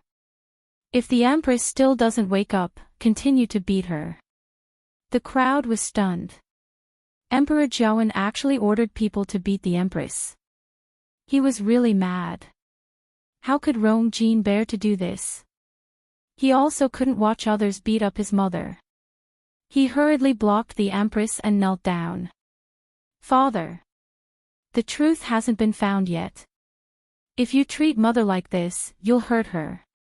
Emperor Jiawen hurriedly walked forward and harshly kicked Rong Jin's shoulder. "Get lost." Rong Jin didn't dare to resist and was directly kicked to the side. Emperor Jiawen raised his hand and was about to slap the Empress. Situ Xingqian stood at the side. Even though she didn't want to be involved, she had no choice. Seeing that Emperor Jiawen had already lifted the Empress up, Situ Xingqian finally spoke. "Your Majesty, please reconsider. The Crown Prince was right. Nothing was clear yet. Why not wait until everything was clear before making a decision? At that time, if the Empress is really guilty, it won't be too late for you to punish her personally." Emperor Jiawen paused in his actions. At this moment, the Empress who had fainted suddenly woke up. She slowly opened her eyes and was dazed when she saw Emperor Jiawen's face right in front of her. "Your Majesty." Then, she seemed to have just realized that Emperor Jiawen was grabbing her collar, and her face was filled with shock and panic. "Your Majesty, what are you doing?" Emperor Jiawen sneered and directly pushed her to the ground. "Don't you know what good things you've done? You'd better tell me clearly what's going on." The Empress knelt on the ground, weeping and complaining about her ignorance. "I don't know. I really don't know." Emperor Jiawen looked at Rongzhen. "Rongzhen, tell me." Rongzhen timidly took a step back, and her lips trembled. "Your Majesty, there's something strange about this bronze cauldron." Chu Ning walked to the bronze cauldron and carefully inspected it with a solemn expression. "This thing seems to be able to swallow a person's force." Upon hearing this, Chu Luiyue couldn't help but walk over. Once she got close, she felt a sinister aura seeping out from the bronze cauldron. The next moment, that aura enveloped her. It's dangerous." Upon seeing this, Chu Ning immediately wanted to pull Chu Luiyue away. However, Chu Luiyue shook her head and signaled for him to wait for a while. Then, she felt that the force in her body started to stir under the aura's envelopment. She looked at the bronze cauldron. Black and red mixed together, and that aura suddenly became stronger. She knitted her brows. "This aura actually wants to forcefully strip my force from my body." She backed away without hesitation. After leaving the bronze cauldron, that aura quickly disappeared as if it had never appeared. However, Chu Luiyue felt a chill in his heart. Just now, she had been greatly affected just by standing at the side, let alone the person who was hanging above the bronze vat. Furthermore, that person's body was riddled with wounds and stained with blood. It was obvious that he had suffered many wounds when he was alive. When his blood dripped onto the wounds, his origin power was naturally harvested even more cleanly. Chu Luiyue was almost certain that that person's origin power had been continuously devoured, and finally died from exhaustion. No, it wasn't just that person. The bones around him should be the same. Chu Ning pulled Chu Luiyue over and heaved a sigh of relief after confirming that she was fine. This bronze cauldron is an item of great evil and great een. You must not go near it. Emperor Zhaoan frowned. Chu Ning, what did you say about the bronze cauldron? Chu Ning explained once more. Therefore, this bronze cauldron must have been deliberately placed here by someone to devour the power of other cultivators. As expected, after hearing this, Emperor Zhaoan didn't look shocked at all. Instead, he seemed to have confirmed something. I've once heard of something similar in the royal family's secret history. As long as one gathers enough energy, this bronze cauldron can be upgraded to a higher grade yuan instrument. Whoever becomes its owner will be able to obtain all the energy it contains and greatly increase their cultivation level. Emperor Zhaoan's words made everyone's hair stand on end. Such a method could be said to be extremely vicious and cruel. And the only person who knows about this. Other than me, only the Empress knows about this. Emperor Zhaoan's sentence was like a bolt of lightning that struck them. Everyone looked at the Empress. Chu Luiyue suddenly understood. No wonder Emperor Zhaoan's attitude toward the Empress became even worse when he came in and saw the bronze cauldron. It turns out that he had already determined that the Empress did all of this back then. Si Huijing. I didn't expect you to do such a thing in secret. You're really vicious. Once Emperor Zhaoan thought of how he had actually shared a bed with such a woman for so many years, he felt goosebumps all over his body, and he was so disgusted that he wanted to vomit. The Empress's face was dejected, and she couldn't say a single word of rebuttal. Rongjin also panicked and couldn't help but argue. Father, even if Mother knows about it, it can't prove that she did it. Mother is already the Empress. What benefits does she have by doing this? Yeah, Her Majesty is already the mother of the country. Why isn't she satisfied? Rongjiu suddenly spoke up as he looked down at the mother-son duo, and his eyes were filled with obscurity. Of course, she didn't do this for herself. She did it for the honorable crown prince, brother, you. Rongjin was shocked. Mobile users, please browse and read. A better reading experience comes from IUN.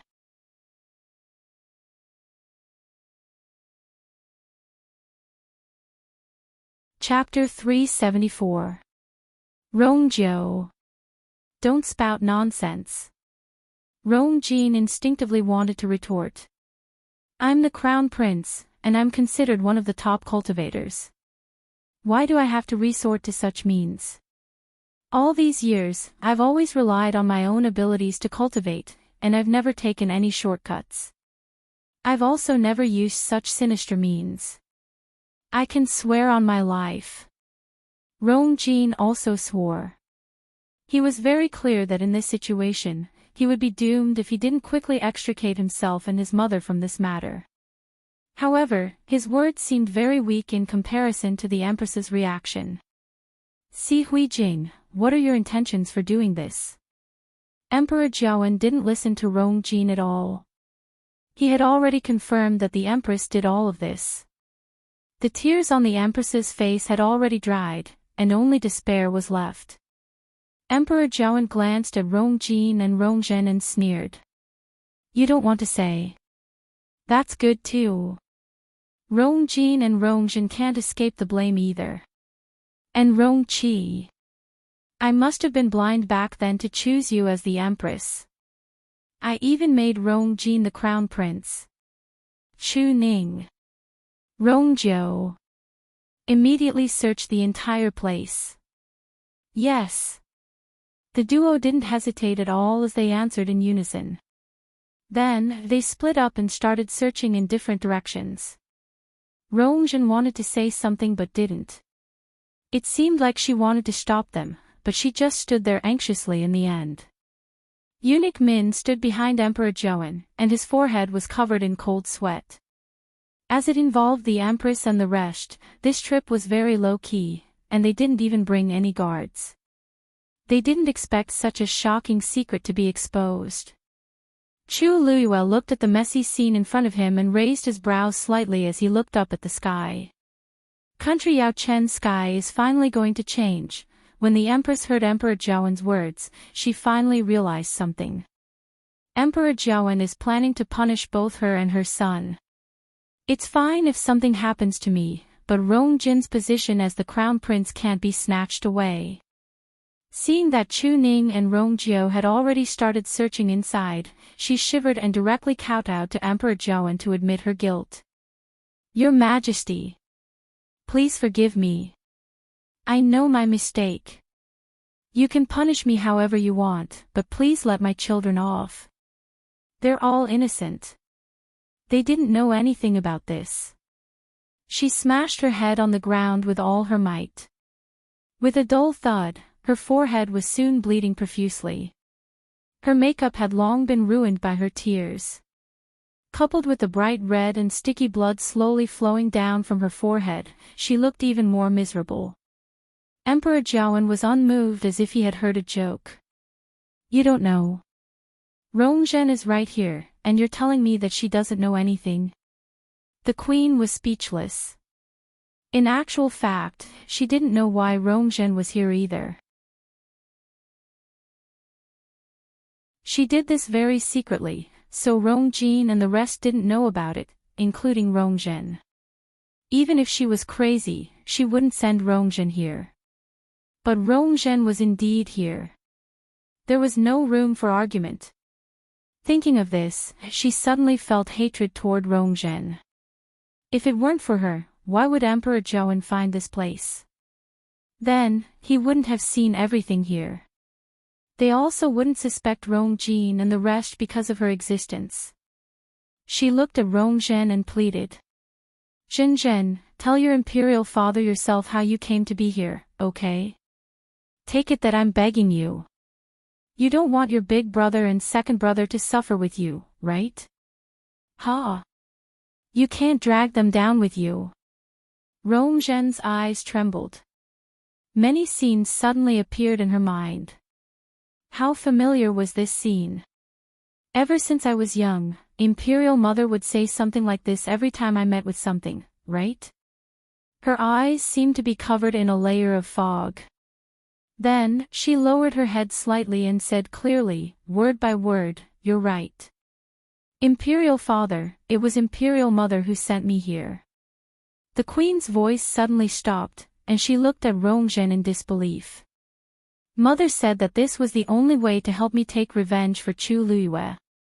Also, she could pin Elder Si Meng's death on them. Every word Rong-zhen said made the queen's eyes widen. After hearing this, she was completely dazed. Soon after, the Empress suddenly realized something and screamed, "You're wrong. Your Majesty. Everything she said is fake. It's all fake. Don't believe her."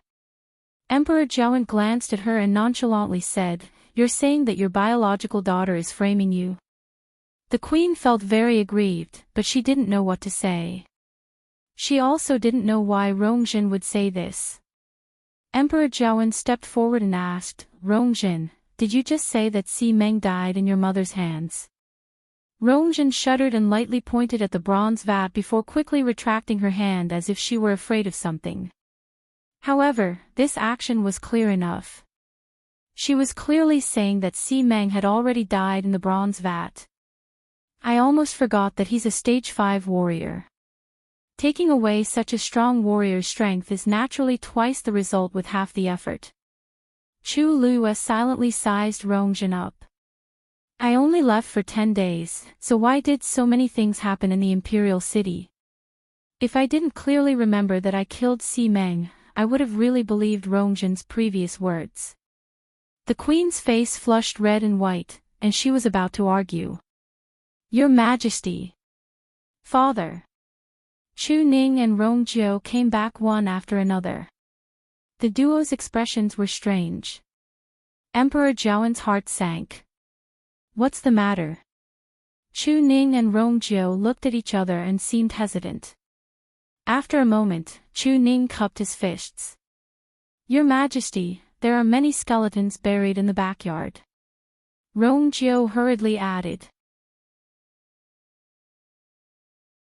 There are more or less some scattered bones hidden in the various rooms in this yard. Roughly looking, there are about 100 people. Dead silence. Even Chu Liyue couldn't help but frown. When she saw the bronze vat, she thought that there must be more than just a few skeletons here. However, she didn't expect there to be so many. Most of those people are cultivators. There haven't been any missing persons cases in the Imperial City all these years, so, these people should have been brought in from outside the Imperial City, said Chu Ning solemnly. Emperor Zhaoen took a deep breath in and stared at the queen. Si Huijing, you can't do all of this by yourself. Tell me, who's helping you? The Si family. Hearing Emperor Zhaoen mention the Si family, the queen immediately shook her head out of reflex. No. I did all of this by myself. I was blinded for a moment. I'm willing to use my death to atone for my sins. I only beg your Majesty to let Rongjin, Rongqi, and the Si family off. Rongjin finally couldn't help but say. Mother. What are you doing? You didn't do this, right? Who's the one harming you? Just say it, Pack. The queen actually slapped Rongjin harshly. Mobile users, please browse and read. A better reading experience comes from IUN.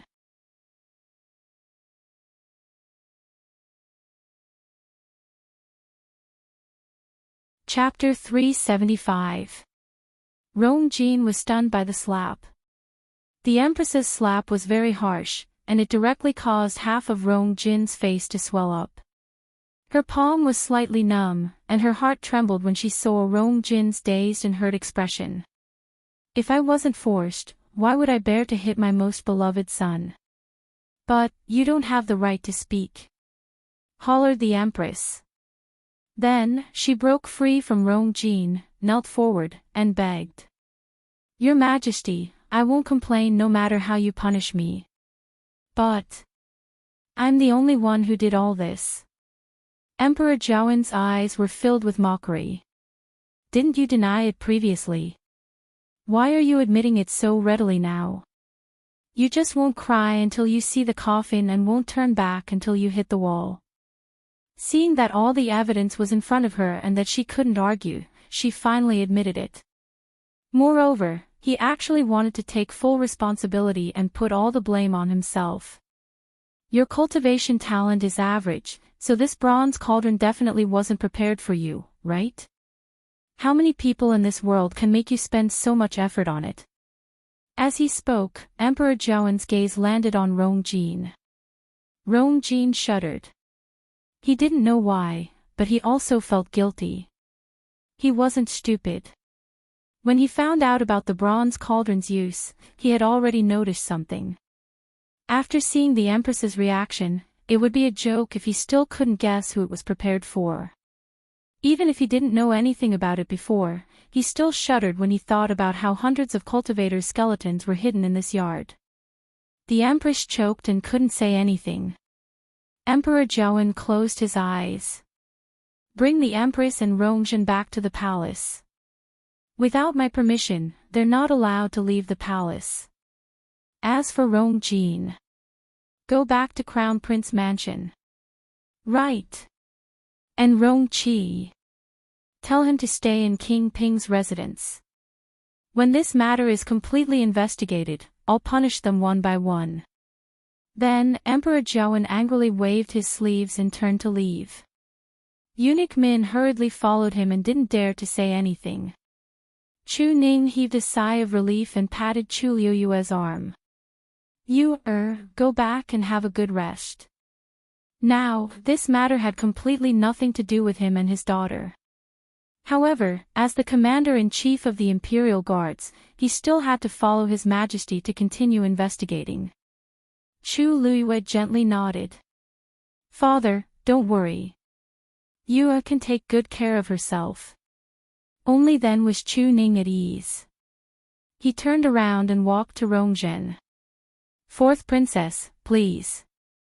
Rongzhen looked at the Empress hesitantly. "Mother, scram. This consort doesn't have a daughter like you." The Empress suddenly cursed. Rongzhen's already pale face turned even paler. Her lips moved, but in the end, she said nothing and turned to leave. When she passed by Chu Liyue, her head was still lowered, as if she did not notice Chu Liyue's existence. "Fourth princess." Chu Liyue suddenly called out to her. Rongzhen then stopped abruptly and looked up at her. Upon seeing Chu Liyue, Rongzhen instinctively knitted her brows and revealed a look of disgust. However, just as she was about to speak, fear flashed across her heart for some reason. Inexplicably, she swallowed back the words in her throat. Faced with her series of subtle reactions, Chu Liyue's eyes flashed, and he vaguely had a guess in his heart. She did not say anything else and gave Chu Ning a reassuring smile. However, Rongzhen was scared and quickly left. On the other side, Rongjiu stood in front of the Empress and Rongjin, quietly waiting for the two of them. He seemed to be very patient and did not say much as he stood at the side and waited. From time to time, he even glanced at the two of them as if he was having fun. Nobody knew that he had been waiting for this day for too long. Now that he could finally see the Empress in such a pathetic state, he naturally had to seize the opportunity. Rongjin noticed his gaze, and it was as if the fire in his heart had been ignited. "Rongjiu, you did it on purpose, didn't you? You just wanted to make a joke out of us. Are you satisfied now?" Rongjiu lightly said. "Imperial brother, what are you talking about? I'm just waiting to send the two of you back. Father has already given the order, so I naturally have to follow it." Rongjin clenched his fists tightly. "Don't think that I don't know what you're thinking. Isn't it because of your lowly birth mother? You have been harboring hatred for us for more than a day or two. One day, I'll definitely make you pay back double." Rongjiu's gaze turned cold, and intense murderous intent spread. "Crown Prince, if you have the time, you should think about how to get out of this hopeless situation. The Empress's position can't be kept, and Rongjin isn't any better. This time, it will even implicate the Xi family. You can't even protect yourself, yet you still want to take revenge. What a joke." Rongjin almost shattered his molars before he finally suppressed the hatred in his heart. "Mother, let's go." They had to think of another way. Rongjin supported the Empress and walked in front. Rongjiu paused and looked at Situ Xingqian. "Eldest Princess Situ, are you coming along, or?" Situ Xingqian's face was like a frozen mask, and it was awkward and terrible. She didn't expect things to develop to such a stage. Wasn't everything fine before? Why did the Empress and Crown Prince's situation become so precarious after I left the palace? What should I do? This. I won't follow you. Situ Xingqian said with difficulty. Situ Xingqian forced herself to say this, but it was too late for regrets. If I knew this would happen, I definitely wouldn't have set a marriage agreement with Rongjin. This situation can't be salvaged. This isn't very good, right? Eldest Princess Situ, you just got engaged to the Crown Prince. Now that the crown prince is in trouble, isn't it equivalent to running away? Not only the crown prince, but many people will be very disappointed, right? Chu Luyue crossed her arms and lazily said. Situ Xingchen glanced at her, and hatred quickly flashed across her eyes. Chu Luyue is clearly doing this on purpose. I'd better not. After all, this matter is very serious. Even though I'm engaged to the crown prince, I'm still considered an outsider. As country Xing Luo's eldest princess, it's really not appropriate for me to continue being involved in this matter. At this point, Situ Xingchen was still very particular with her words as she easily separated herself from this matter. It was as if she had forgotten that it was because she testified that she once saw Chu Luyue and Rongjin together that she incited the Empress and Rongjin to criticize Chu Luyue in front of Emperor Zhou. Chu Luyue smiled and nodded. Eldest Princess Situ, you're right. However, I originally thought that you and the Crown Prince must be in love with each other since you got engaged so quickly. When you saw that he was in trouble, you would definitely step forward. It seems like I'm thinking too much. Situ Xingchen's expression became even more awkward. Rongjin, who was walking in front, suddenly reacted as he turned around and rushed to Situ Xingchen, grabbing her hand. Yes. Xingchen. You're the only one who can help me now.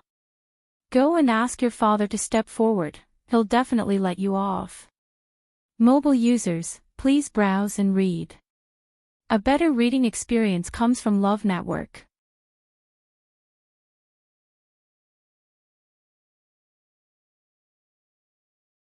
Chapter 376. Situ Xingchen flung Rongjin's hand away without hesitation.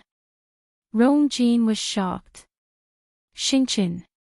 Wasn't she smiling at me with gentle eyes previously? Why did she suddenly become so cold in the blink of an eye? He even saw a flash of disgust in her eyes. Situ Xingchen hid her smile and gently said, Prince, don't misunderstand. Your Highness, please don't misunderstand. It's not that I don't want to help. It's just that this matter is of great importance. His Majesty might not be willing to let others know about it. If I rashly ask for father's help, it might make His Majesty even angrier.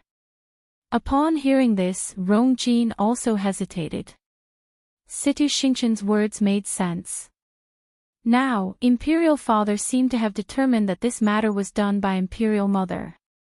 In the future, it was very likely that they would be held accountable, and even the Xi family might not be spared. This isn't just a family scandal. If this news gets out, the entire country Yao Chen's royal family's reputation will be destroyed completely. But other than this, he really couldn't think of any other solution. Then, what should we do? Rongjin had never seen Emperor Zhou so angry. Xingchen, you must think of a way to help me. We're already engaged now. If anything happens to me and mother. Situ Xingchen's intestines were about to turn green with regret. If I knew that things would turn out like this, I wouldn't have replied to Rongjin's letter no matter what. She pretended to think for a while and said, Prince, don't worry. This matter hasn't been settled yet. This matter had not been settled yet, so there was still room for negotiation. Why don't I go back to Xing Luo first and discuss with father before we see how to solve this? I must leave this troublesome place as soon as possible. Once I go back, I'll immediately tell father to cancel my engagement with Rongjin. Rongjin didn't know what Situ Xingchen was thinking and only thought that she agreed to ask her father for help. Hence, he was very grateful, and even the unhappiness and suspicion he felt when she flung his hand away disappeared completely. Okay. Then, you must be quick. I'll wait for your news, said Rongjin, and his expression changed slightly. Xingchen, only you're willing to help me. Situ Xingchen suppressed the disgust in her heart and smiled as she urged him. Rest assured, Your Highness. Her Majesty the Empress is still waiting for you over there. Hurry up and go. What happened today must have had a great impact on her. You must take good care of her. Warmth flooded Rong Jin's heart as he looked at Situ Xingchen gratefully. He had never felt that she was so moving before.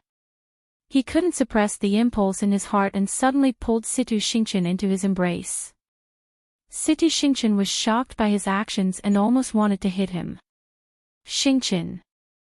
I promise you, once this is over, we'll get married. Rong Jin enunciated every word clearly. Situ Xingchen's body froze. If it weren't for the people watching at the side, she would have long pushed Rong Jin away. She closed her eyes and suppressed her anger. Your Highness, now is not the time to talk about this. Let's deal with the Empress first. Upon hearing this, Rong Jin finally let go of her and looked at her intently. Then, everything depends on you. Then, Rong Jin turned around and left. Situ Xingchen felt as if ants were crawling all over her body, and she almost screamed out loud. After waiting for those people's figures to disappear with much difficulty, she hurriedly said to Rongzhou, Third Prince, I'm sorry. I don't want to disturb His Majesty anymore, so I'll take my leave. After saying that, he walked out. Rongzhou raised his voice. Eldest Princess Situ, isn't this a bit too rude? Why don't I send someone to send you back? Situ Xingchen acted as if she didn't hear anything as she hurriedly left. Very quickly, only Chu Luyue and Rongzhou were left in the yard. Chu Luyue bowed to Rongzhou.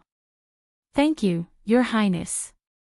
If it weren't for Rongzhou's interference, Chu Ning definitely wouldn't have been able to avoid punishment, and the heptagon wouldn't have appeared. However, Rongzhou looked at Chu Luyue in deep thought. You don't have to thank me. We just have our own needs. Then, he lifted his feet and left.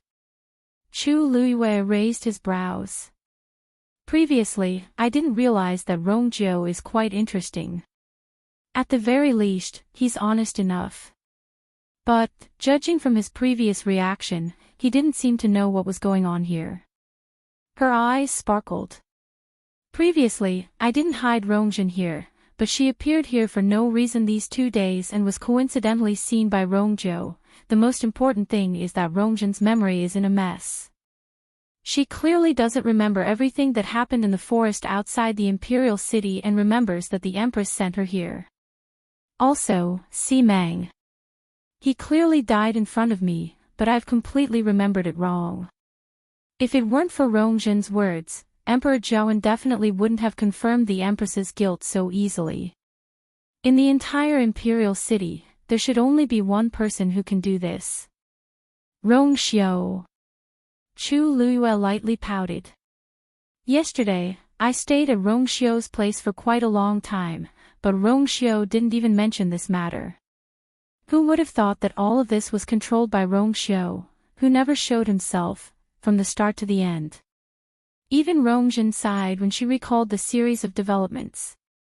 Rongxiu's schemes are really deeper than I thought. However, this feeling of having someone to deal with the aftermath and devising strategies to solve all problems seems pretty good. Chu Liyue's lips curved up, and she turned around to look at the bronze cauldron as she fell into deep thought. What exactly does the Empress want to do with this thing? Does she really just want to help Rongjin raise his cultivation level? But even if Rongjin relies on himself to cultivate, there shouldn't be much of a problem. If more than 100 people died here, it means that the Empress has been doing this since a long time ago. What exactly is she doing? Suddenly, a thought flashed across Chu Liyue's mind. Previously, Rongjin mentioned a secret about Rongjin. Could it be related to that? Si family. In the martial arts arena, the Si family's younger generation was diligently cultivating. Si stood below the arena and gave them pointers from time to time. One of the biggest reasons why the Si family could become the leader of the 4 big families was that the Si family had plenty of fresh blood. These young men and women in their teens and 20s were all very outstanding. Compared to the other families, the C family was especially outstanding in this aspect. Even though they couldn't compare to Si Ting, Siyu was already very satisfied. Suddenly, a guard rushed in from outside with a hurried expression. Family head. His Majesty is urgently summoning you. Siyu was dazed. Why would His Majesty suddenly summon me to the palace at this time? Do you know what's going on? The guard shook his head, but his expression was a little nervous. Eunuch Min is waiting outside. He seems to be quite anxious. Siyi knitted his brows. Seeing the guard's reaction, it doesn't seem to be as simple as anxious. He said in a low voice. Got it. I'll go now. Digression. I slept at 3 p.m., was disturbed by a mosquito for more than an hour in the morning, and my period came to visit. I broke my phone. Please browse and read. A better reading experience comes from Love Network.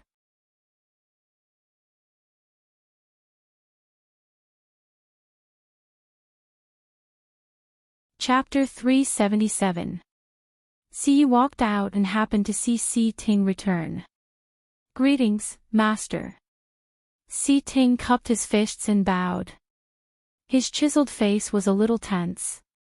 Siyi saw his expression and found it strange. Si Ting, shouldn't you be at the academy today? Why are you back now? Si Ting hesitated for a moment. I heard that something happened in the palace. What happened? Why didn't I know? Siyi was even more confused. He had been sending people to contact the palace. If something really happened, he should be the first to know. How did Si Ting know that he was at Tianlu Academy? Also, it doesn't look good. Si Ting looked at him and clenched his fists. Chu Luiyue didn't go to the academy today. He was summoned to the palace. So what? Siyi realized something the moment he spoke, and his expression changed. You're saying that it has something to do with the fourth princess? Si Ting nodded. I felt that something was amiss, so I came back to take a look. I saw Eunuch Min standing at the door. Si Ting pursed his lips.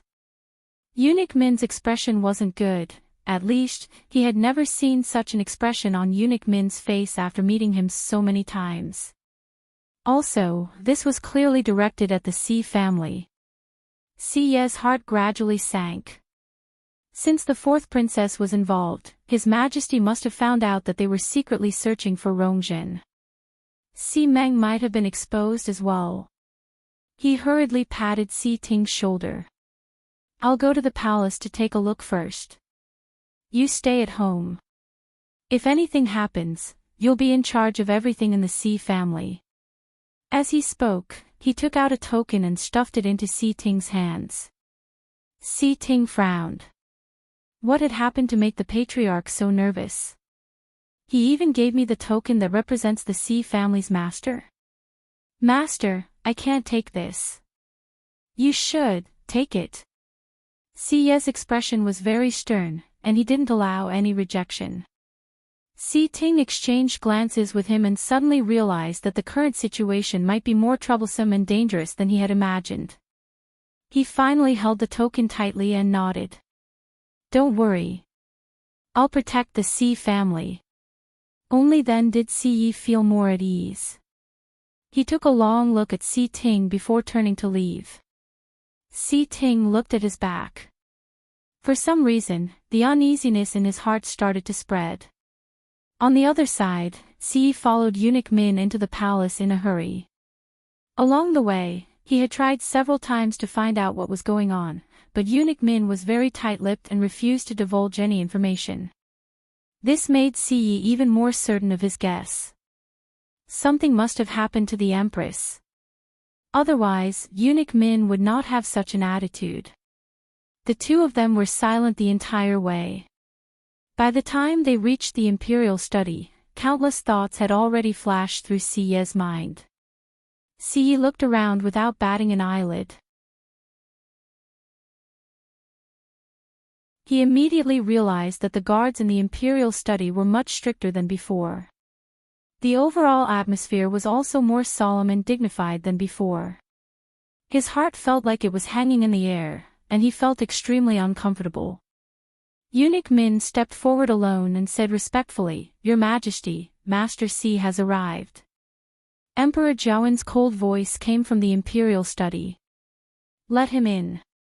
Eunuch Min looked at Si Yi and took a step back. "Master C, this way please." Si Yi took a deep breath in and tidied his clothes before walking forward and pushing the door open to enter. Once he walked in and saw the scene inside, Si Yi's heart harshly skipped a beat. In the spacious and quiet Imperial study, Emperor Zhaoen was sitting behind the table.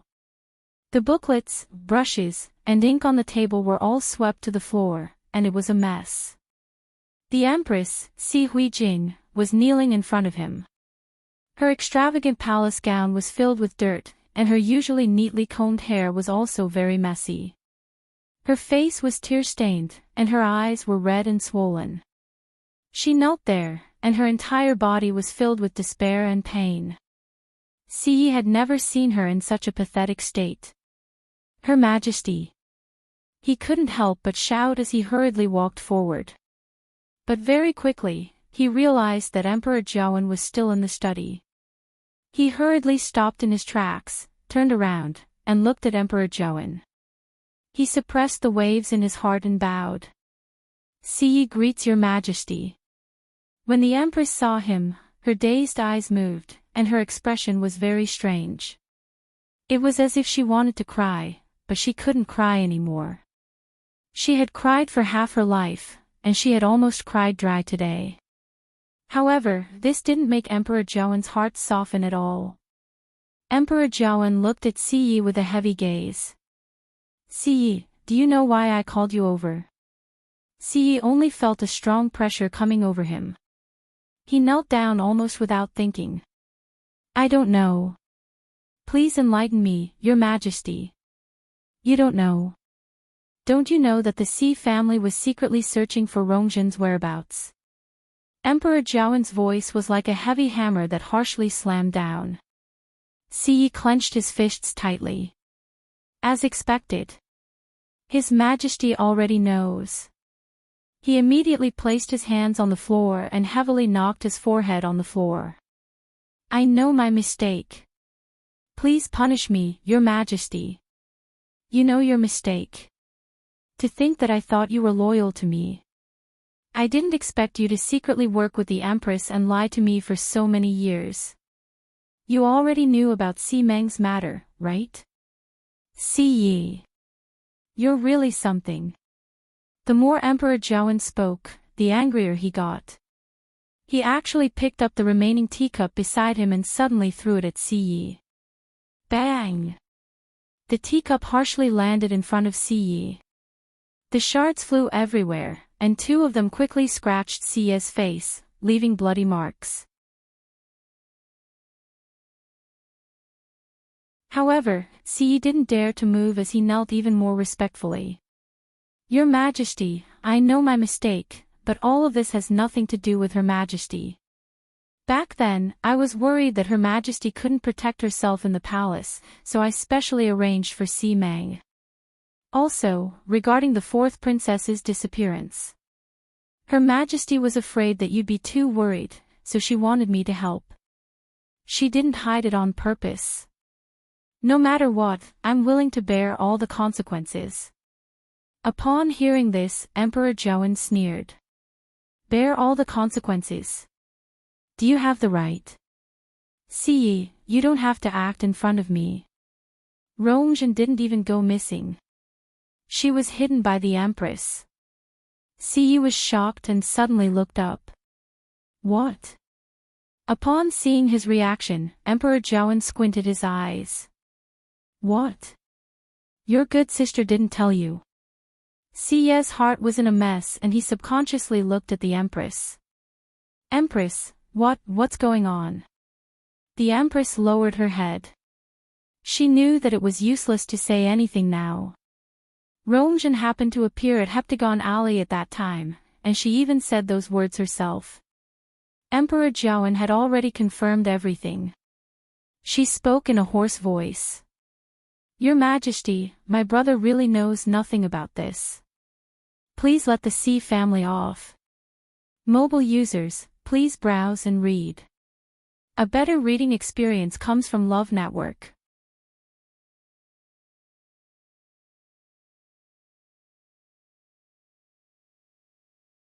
Chapter 378. Siyi was confused as he listened at the side. Rongjin didn't go missing, she was hidden by the Empress. But she didn't look like that at all. Besides, if she really wanted to do this, why would Si Meng die for no reason? He endured the pain and couldn't be bothered to wipe the blood off his face as he hurriedly begged. Your Majesty, even though I don't know who told you all this, it must be fake. Previously, the fourth princess and Si Meng went missing together, and Si Meng died very quickly. The Empress was worried about the fourth princess's safety, so she found me. I secretly sent people to search the entire Imperial city, but they didn't find any traces of the fourth princess. Rongjin said all this herself. Could she be lying? Emperor Jiawen's cold words made Siyi swallow his remaining words. He widened his eyes in shock and couldn't recover his senses for a long time. Rongjin said it herself. Could it be that Rongjin has been found? Looking at Siyi's expression, Emperor Jiawen thought to himself, he really doesn't seem to know about this. Otherwise, his acting skills are too good. Siyi had followed him for many years, so he more or less understood him. If Siyi was really involved in this matter, he definitely wouldn't have such a reaction. Emperor Jiawen's mood finally calmed down a little. As the head of the Si family, the head of the four major families, Siyi's identity was very important. Unless it was a critical moment, Emperor Jiawen wasn't willing to touch him. If not, the entire Imperial city would be shaken. That was also the reason why he chose to deal with such a major matter in such a low-key manner. Siyi, the Empress has already admitted that she killed Si Meng and sent Rongjin to Heptagon Alley to frame the Chu family. Do you have anything to say about this? Siyi was dazed. The Empress killed Si Meng. How is this possible? All these years, the Empress trusted and relied on Si Meng a lot. What good does it do to kill him? Besides, why did she send Rongjin to Heptagon Alley? Hasn't that place been abandoned for many years? Faced with Emperor Jiawen's stern questioning, Siyi's heart thumped, and he couldn't help but look at the Empress at the side. Empress, is what His Majesty said true? The Empress's face didn't change at all. She just nodded stiffly. She only hoped that the Si family wouldn't be implicated, so even if she wasn't the one who did it, she had to admit it. Moreover, with the bronze cauldron in Heptagon Alley, these matters were nothing. I'm afraid that Emperor Jiawen has already cut me into pieces in his heart. Siyi was shocked. He asked almost subconsciously, why? The Empress lowered her eyes, seemingly not intending to continue speaking. Emperor Jiawen chided her. Why aren't you saying anything? If you can do it, why can't you say it now? Tell Siyi Ji what good things you did in Heptagon Alley. Siyi had never seen Emperor Jiawen so angry before, and he couldn't help but be shocked. Previously, when Si Meng and Rongjin were mentioned, Emperor Jiawen had been holding it in. Why did he suddenly have such a huge reaction when Heptagon Alley was mentioned? It seems like the Heptagon Alley incident is more intolerable to Emperor Jiawen than Si Meng's existence and hiding Rongjin. The Empress's pale and cracked lips trembled. Your Majesty, I did all these myself, and it has nothing to do with my brother or the entire Si family. If this matter continues, it will only become more troublesome. Please give me a swift end and end it. Emperor Jiawen chuckled. Now you know how troublesome it is. When you did it back then, did you think that this day would come? It's not impossible for you to end it. You just have to make it clear whether the bronze cauldron was prepared for Rongjin or not. And why are you doing this? Siyi was confused when he heard this. What bronze cauldron? Why is Rongjin involved in this? The Empress bit her lips tightly. Actually, Emperor Jiawen had asked her this question many times. However, she never admitted it. She knew better than anyone else how much Emperor Jiawen hated the bronze cauldron. Hence, once I admit it, Rongjin will never be able to make a comeback. Thinking of this, her heart was completely drowned in despair. The next moment, she suddenly slammed against the wall at the side. Emperor Jiawen stood up angrily. Stop her. Siyi had long rushed over when the Empress moved and blocked in front of her. The Empress harshly slammed her head into Siyi's arms. Dong! Siyi let out a muffled groan as a sweet and fishy taste surged into his mouth. The Empress actually really wants to kill me. She used all her strength this time. Jing-er! What are you doing? Siyi was angry and anxious as he directly shouted the Empress's name. The Empress grabbed his hand and anxiously begged. Brother! Kill me! Quickly kill me! As long as she died, everything would be over. But how could Siyi bear to do it? What exactly happened to you? Emperor Jiawen looked on coldly at the side. Empress, do you think I can't do anything to you if you don't say anything? Then, he suddenly raised his voice and shouted. Guards! Bring me a brush and ink. He had smashed most of the things on the table, and they couldn't be used anymore. However, the Imperial study didn't lack these things at all. Eunuch Min hurriedly came in from outside as if he didn't see the disheveled Siyi and the Empress on the ground. He silently walked to the other side, took out a new brush, and presented it to Emperor Jiawen. Then, he very consciously started to grind the ink. Emperor Jiawen picked up the brush and nonchalantly glanced at the Empress. I think you can't continue to be the Empress. As for Rongjin, with a mother like you, what kind of son can he teach? He can't take on such a big responsibility.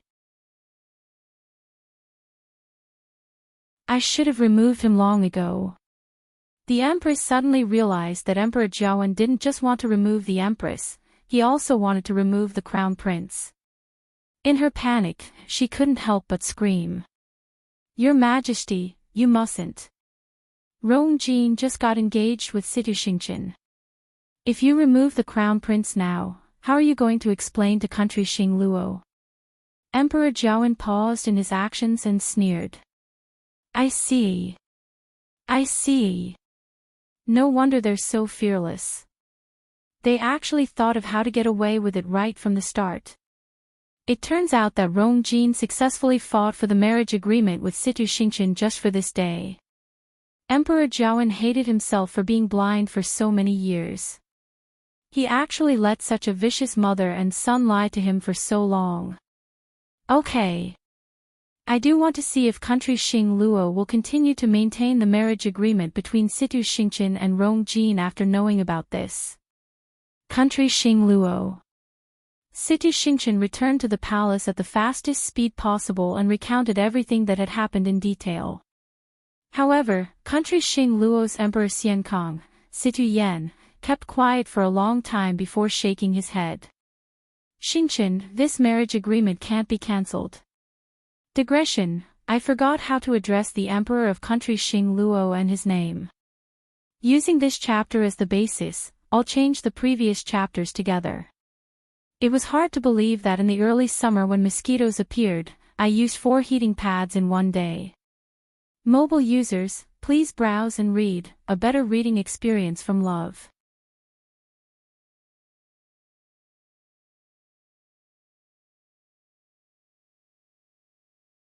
Chapter 379. Your Highness, this move is really ingenious. Chu Luiyue looked at the chessboard in front of her, but the black chess piece in her hand didn't move. Almost all my black chess pieces are blocked. Rong Xiao sat opposite her quietly. Upon hearing this, his thin red lips curved up slightly. You clearly have another path to take, right? Chu Luiyue could obviously tell. But, even if I take this step and barely break out of my current predicament, Your Highness, didn't you already prepare an inescapable trap? Since I'm going to lose anyway, there's no point in taking this extra step.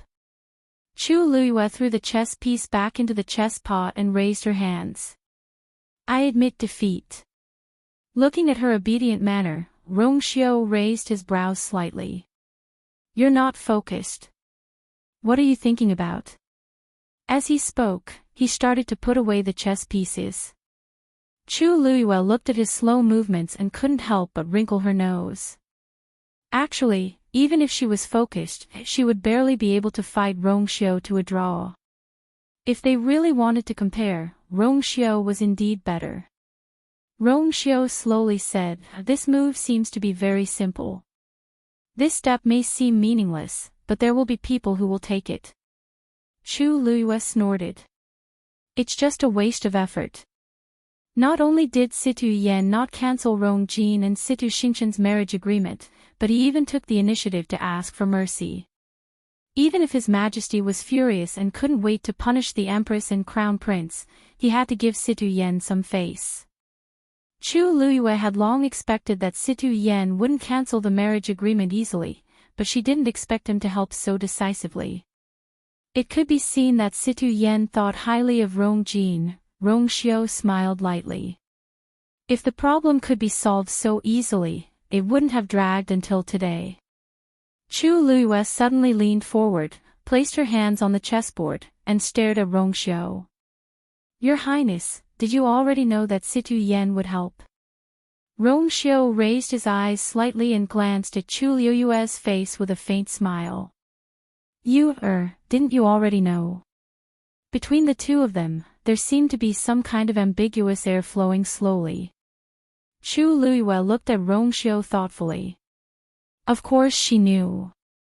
However, the reason why she made such a guess was purely because she knew something. But, what about Rongxiu? He knew about it too. Chu Luiyue paused. Because of Situ Yan's help, His Majesty hasn't deposed the Crown Prince yet. Even the Empress hasn't been officially deposed. However, many people had already sensed that something wasn't right. Now, all kinds of guesses were running rampant, and people's hearts were shaken. His Majesty ordered a thorough investigation of Heptagon Alley, but there hasn't been any progress. Your Highness, what exactly do you plan to do? Rongxiu kept all the chess pieces and looked at Chu Luiyue's curious face. He couldn't help but lower his head and kiss her forehead lightly. Even though taking an extra step won't win you, it will make it more exciting. Besides, that way, you'll be able to win more happily. Crown Prince Mansion. As Rong Jin was under house arrest again, the entire Crown Prince Mansion's atmosphere became very solemn. Everyone was dejected and lifeless. They didn't have the smug look that the Crown Prince had when he was in the limelight. Who would have thought that the Crown Prince that everyone envied would end up in such a state? Even though His Majesty hadn't given any orders, rumors were spreading in the Imperial city. Everyone said that even the Empress was under house arrest this time, and it was only a matter of time before the Crown Prince was deposed. Chu Xianmin sat in her room. It was already late autumn, and the weather gradually turned cold. Her residence was cold and cheerless, like a cellar in the dead of winter. Her hand slowly touched the veil on her face. Even though she was the only one here, she didn't dare to show her face. This was because even she was afraid of seeing that face. Back then, when had she ever thought that she would end up like this? She thought for a long time and finally stood up. She heard that Situ Xingchen was visiting Crown Prince Mansion today, so she had to go and greet her. When she walked outside, the road was terrifyingly quiet. It wasn't much better than her place. She walked all the way to the front hall. After walking for a distance, she finally saw people on the road. Most of them were servants, but these people only bowed to her hastily when they saw her and hurriedly left. Chu Xianmin couldn't help but mock herself. When these people met her in the past, they would think of ways to tease her. Now, they couldn't even be bothered to do that. She could vaguely hear those people's whispers. I really don't know what eldest Princess Situ wants. Now that the Crown Prince and Her Majesty are under house arrest, they will be deposed sooner or later. She still hasn't cancelled her marriage agreement with the Crown Prince. Isn't she finding trouble for herself? Who knows? Maybe she's infatuated with him and is willing to die for him. I don't think so. You didn't see how eldest princess treated the Crown Prince. I just went in to serve tea, but I didn't see any smile on her face. She said that she's here to visit the Crown Prince, but anyone who saw her would think that she was forced to come. Who can force her? She's the apple of country Xing Luo's emperor's eye. Anyway, with her around, His Majesty won't do anything to the Crown Prince for the time being. But I think we should find another way out. This Crown Prince's palace, it was hard to say when it would completely change. I heard that His Majesty has been treating the third prince very well recently. He seems to be planning to make him a prince. Chu Xianmin clenched her teeth and walked forward. In the front hall, Rong Jin and Situ Xingchen sat opposite each other. After experiencing the past few days, Rong Jin had lost a lot of weight and looked very haggard. Even his last bit of energy was almost depleted. He was worried about the Empress and himself. He was anxious for a few days and nights, so he naturally became like this. Luckily, he still kept his position as the Crown Prince. Xingchen, I really don't know how to thank you. Rong Jin looked at Situ Xingchen in front of him with a face full of gratitude. I knew you wouldn't sit by and do nothing.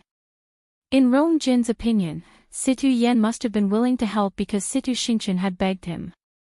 Hence, he treasured Situ Xingchen even more in his heart. However, Situ Xingchen didn't think so. Being stared at by Rong Jin with such a gaze, she felt goosebumps all over her body, and she almost couldn't sit still.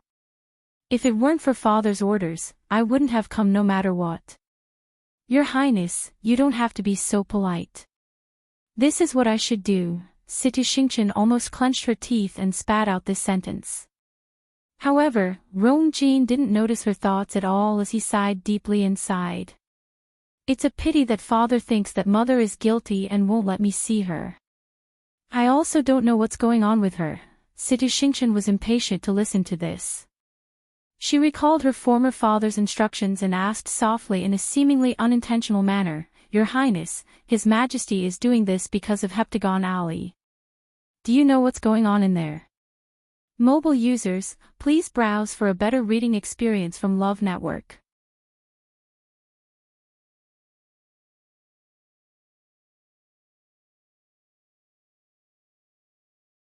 Chapter 380.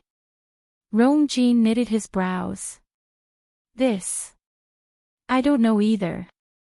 Mother didn't mention it to me before.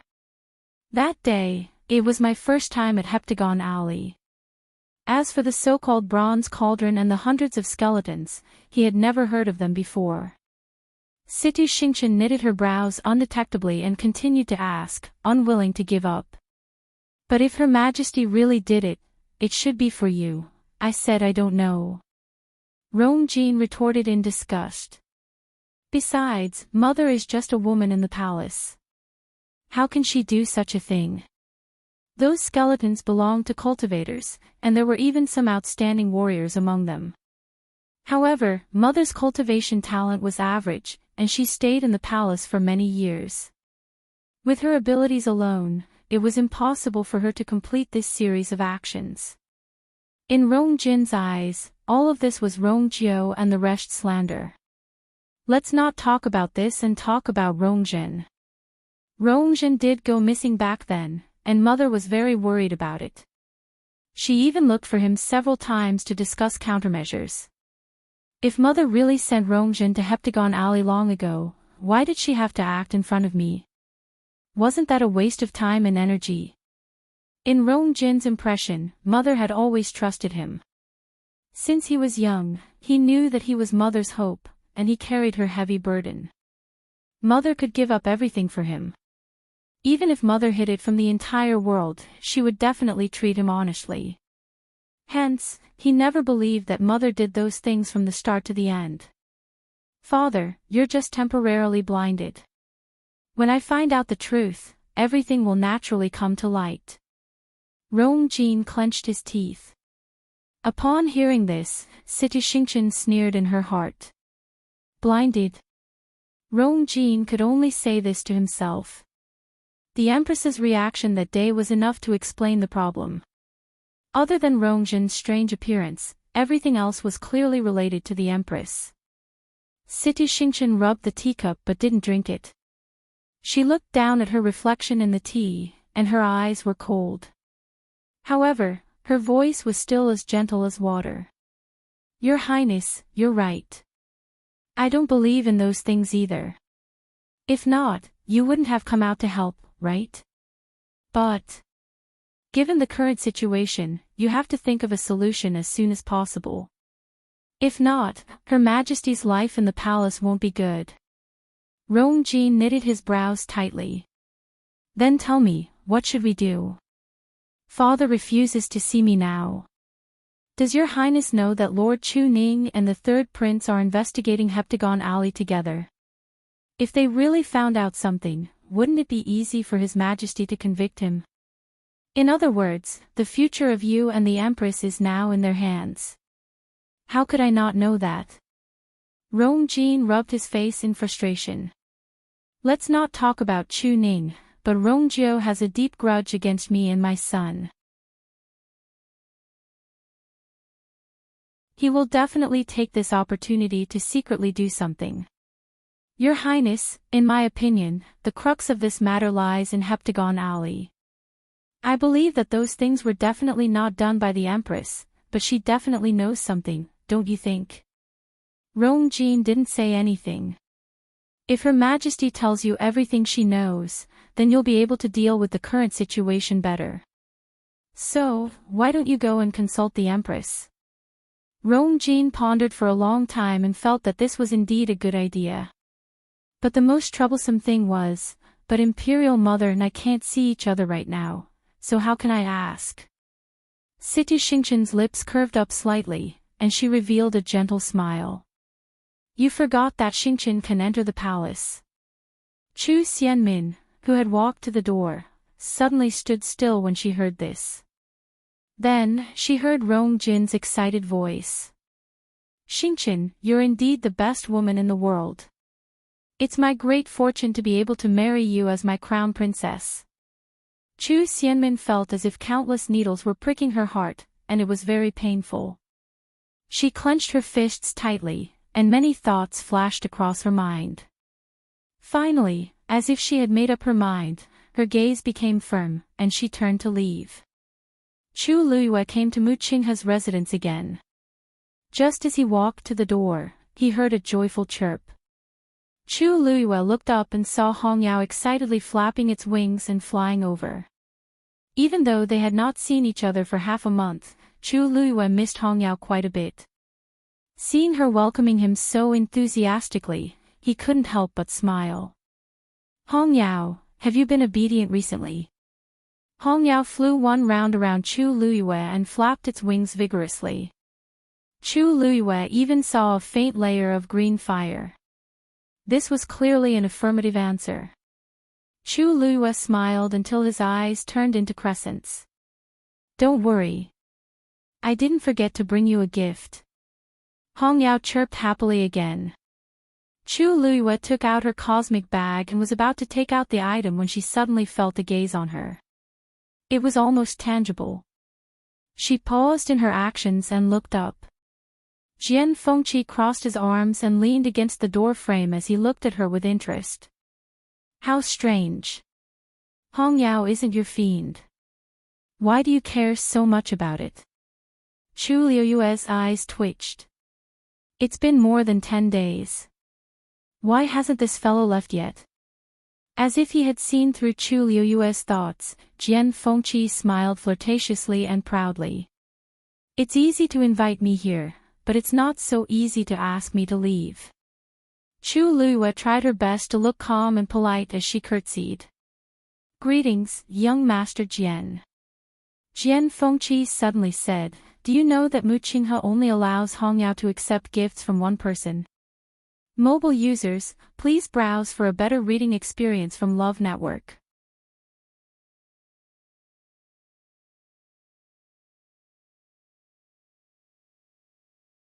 Chapter 381. Chu Luiyue put away the Qingquan bag with a calm expression and smiled faintly. How would Lu Yu know about this kind of thing? Jian Fengqi's gaze fell on her hand. He raised his chin and smiled carelessly. Actually, that's not important. Anyway, it's all in the past. What did you bring for Hongyao? Can I have a look? Chu Luiyue put the things back into the Qingquan bag without batting an eyelid. Young Master Jian, you must be joking. It's just some ordinary things. They're not worthy of your attention. Since you said that Vice Admiral Mu only allowed Hongyao to receive a gift from one person, then I won't embarrass myself here. If I offend you, please forgive me. Hongyao drooped its head in disappointment and immediately glared at Jian Fengqi. It's all his fault. If this guy hadn't suddenly appeared, it would definitely have gotten the gift. It had been waiting for half a month. Jian Fengqi's lips curled into an evil smile, and his eyebrows were naturally flirtatious. Miss Chu, why are you so nervous? I see that Mu Qinghe thinks quite highly of you. Who knows, maybe he'll make an exception for you. After all, the girl in front of him had a pair of eyes that were so similar to that person's. Chu Luiyue didn't want to continue talking about this with Jian Fengqi, so she quietly changed the topic. Thank you for your kindness, young Master Jian. In fact, I came here today to see if Vice Admiral Mu had come back. I came here once a few days ago, but you weren't here at that time. She guessed that Mu Qinghe must have encountered something at that time, because he always kept his promises.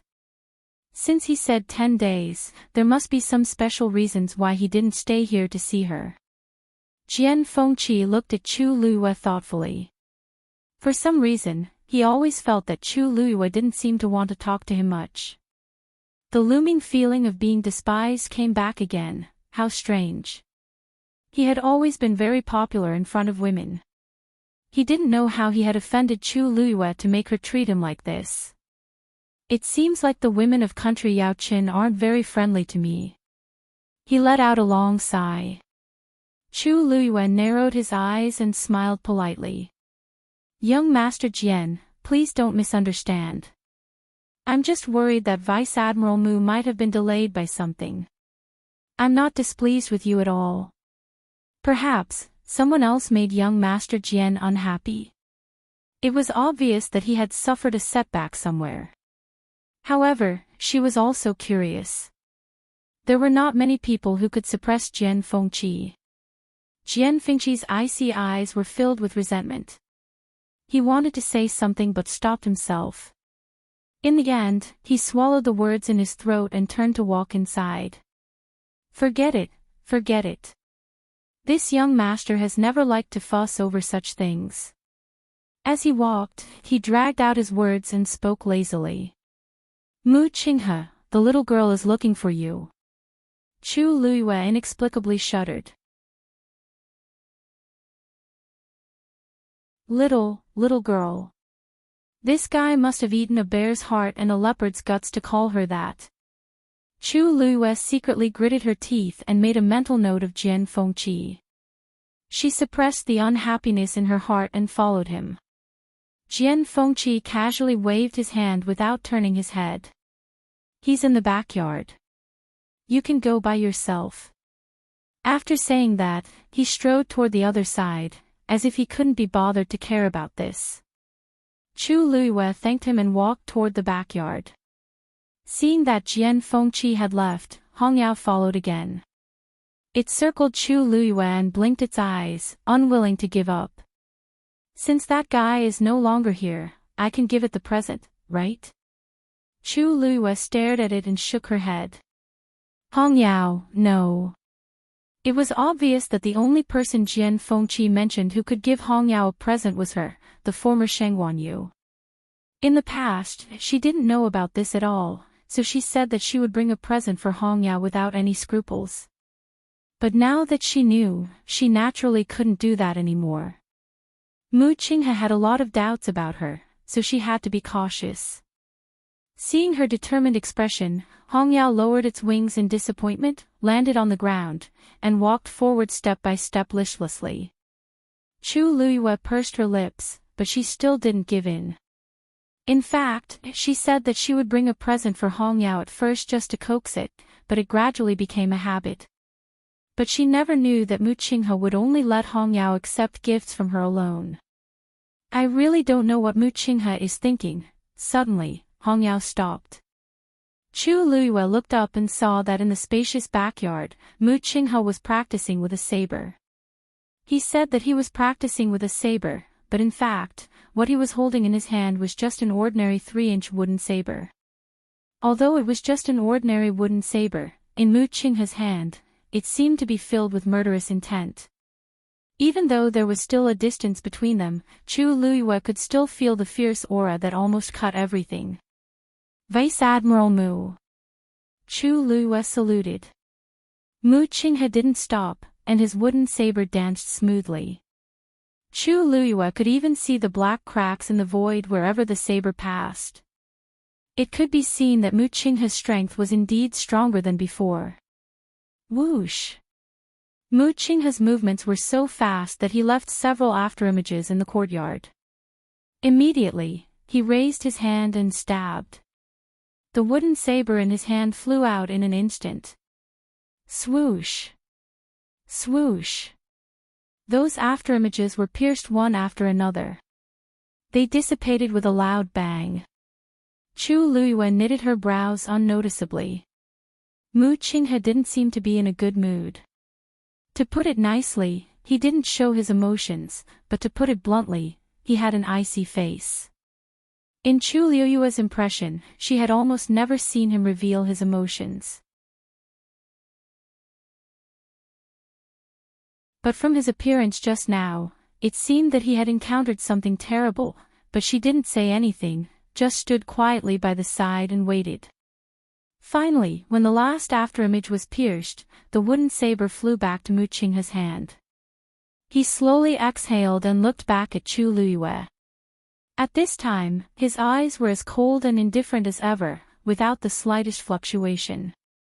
Vice Admiral Mu, the last time I came, you weren't here, so... I know. Mu Qinghe didn't wait for Chu Luiyue to finish her explanation and interrupted her. Suddenly, he stared at Chu Luiyue and sized her up. Chu Luiyue blinked and smiled faintly. Vice Admiral Mu, why are you looking at me like that? Mu Qinghe was silent for a moment, then suddenly said. It seems that your trip wasn't in vain. Chu Luiyue was slightly stunned. She didn't break through this time, so where did Mu Qinghe's words come from?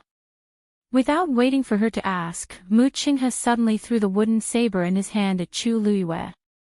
Swoosh! The wooden saber was wrapped in an astonishing force, and it went straight for Chu Luiyue. Its speed was so fast that Chu Luiyue didn't have time to dodge. Now, she could either be pierced or brace herself to receive it. Chu Luiyue subconsciously turned sideways, and at the same time, reached out with her right hand. Mu Qinghe's eyes suddenly sharpened. This movement, mobile users, please browse and read. A better reading experience comes from Love Network.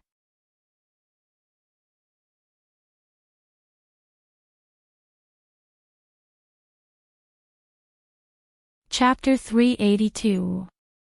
Chu Luiyue suddenly paused. Almost at the same time, two figures, one green and one red, quickly appeared in front of Chu Luiyue. They were Hong Yao and Dumpling. Dumpling quickly went forward and went straight for the wooden saber. Its fluffy body easily landed on the wooden saber. In the next moment, it opened its mouth and bit down hard. Crack! With this crisp sound, a large piece of the wooden saber's blade was bitten off by Dumpling. On the other side, Hongyao flapped its wings and a ball of green flame landed on the wooden saber. With a boom, it burst into flames. Dumpling sensed the movement and turned around to take a look. It saw that the green flame was almost burning its tail. It bared its teeth at Hongyao angrily. Hongyao threw it a provocative look. In the next moment, the two of them retreated.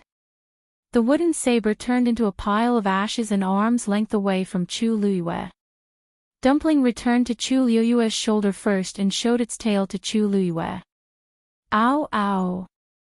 That bird was too hateful. It was almost burned to death. Chu Liyue looked at it coldly. Yes, it burned 3 of its feathers. If you discovered it a little later, it would have grown back on its own. Dumpling was speechless.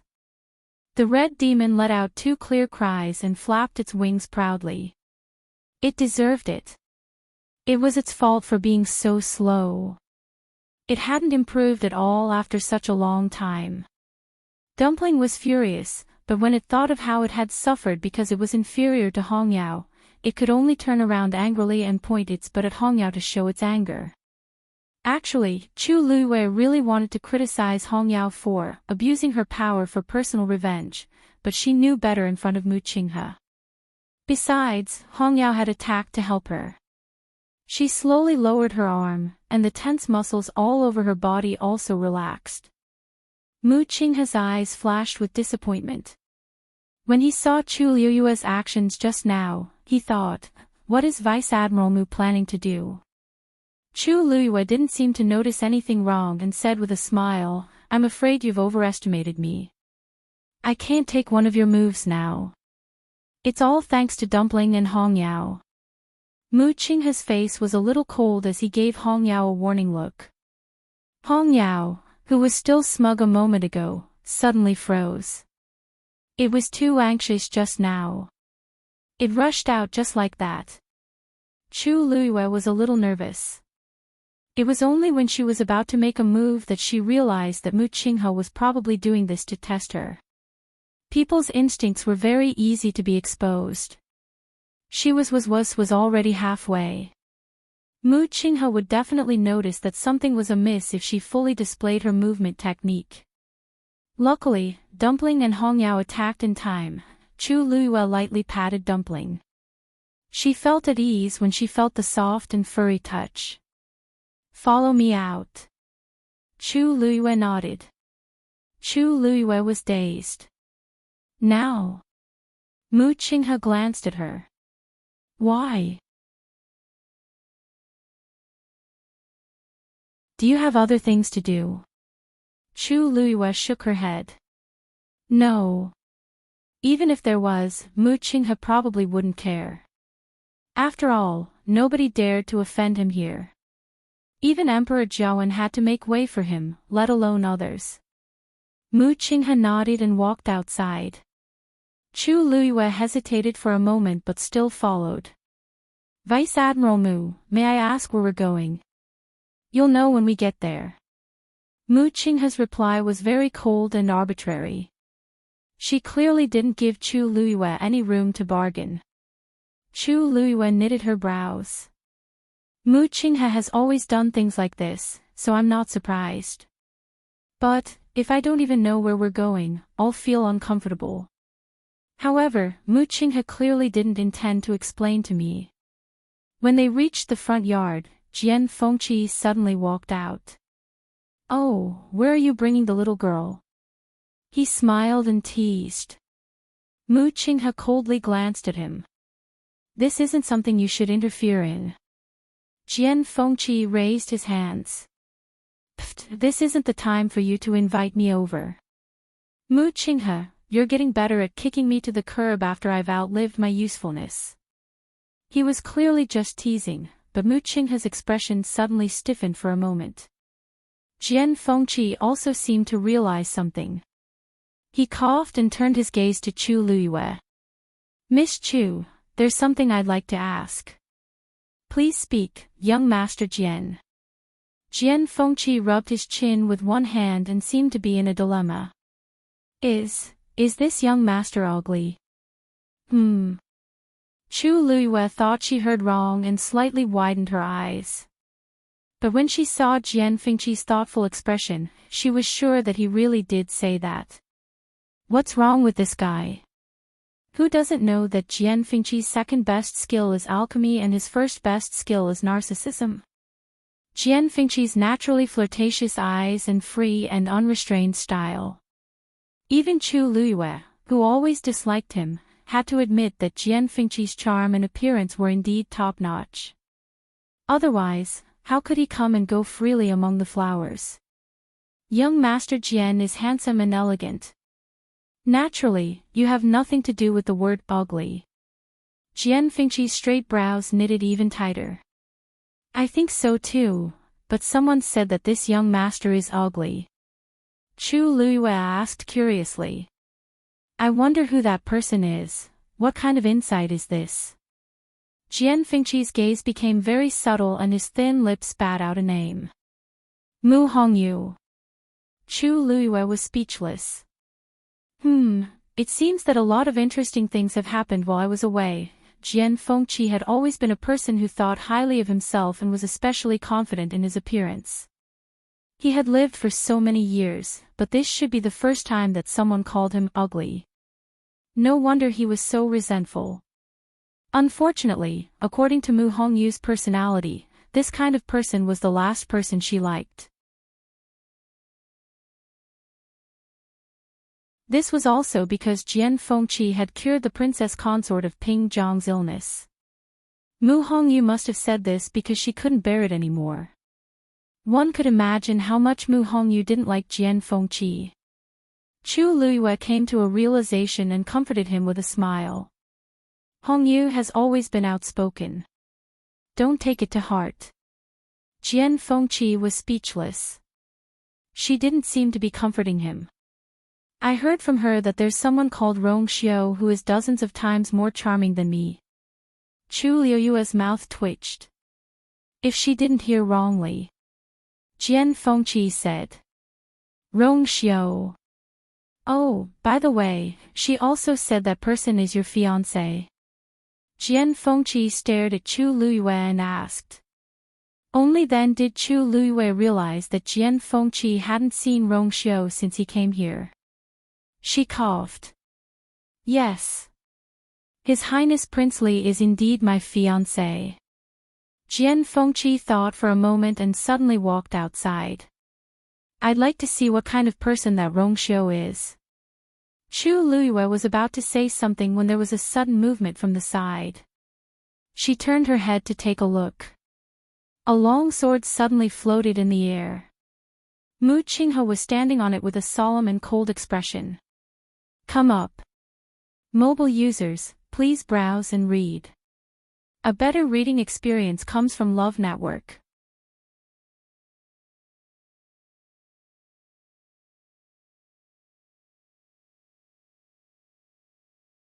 Chapter 383. Palace. Imperial Study. Emperor Zhaoan looked at the book in his hands, and the more he read, the more tightly he knitted his brows. Finally, he threw the book aside with a paw sound. Chu Ning, I asked you to search Heptagon Alley with all your might, but you only found these useless things. Chu Ning, who was respectfully standing with his hands by his side, immediately knelt down and said, Your Majesty, Your Majesty. I've already used all my connections and methods, but I can only find out this much. Even though there are hundreds of skeletons in Heptagon Alley, other than recognizing that they're all cultivators, I can't find any other information about their identities. Anything that can reveal their identities has been specially taken care of, and I can't find anything at all. Other than the hanging corpse, the other skeletons don't even have a single piece of clothing on them. The person who did this was clearly very careful. Chu Ning didn't sleep or rest these few days and even dug 3 feet into Heptagon Alley. However, other than piles of skeletons, he really didn't find anything else. Emperor Zhaoan rubbed his glabella in frustration. He knew that this matter wouldn't be so easily investigated, and there was no point in sitting here and being anxious. However, once he thought of the bronze cauldron stained with dried, dark red blood, he would be filled with worry.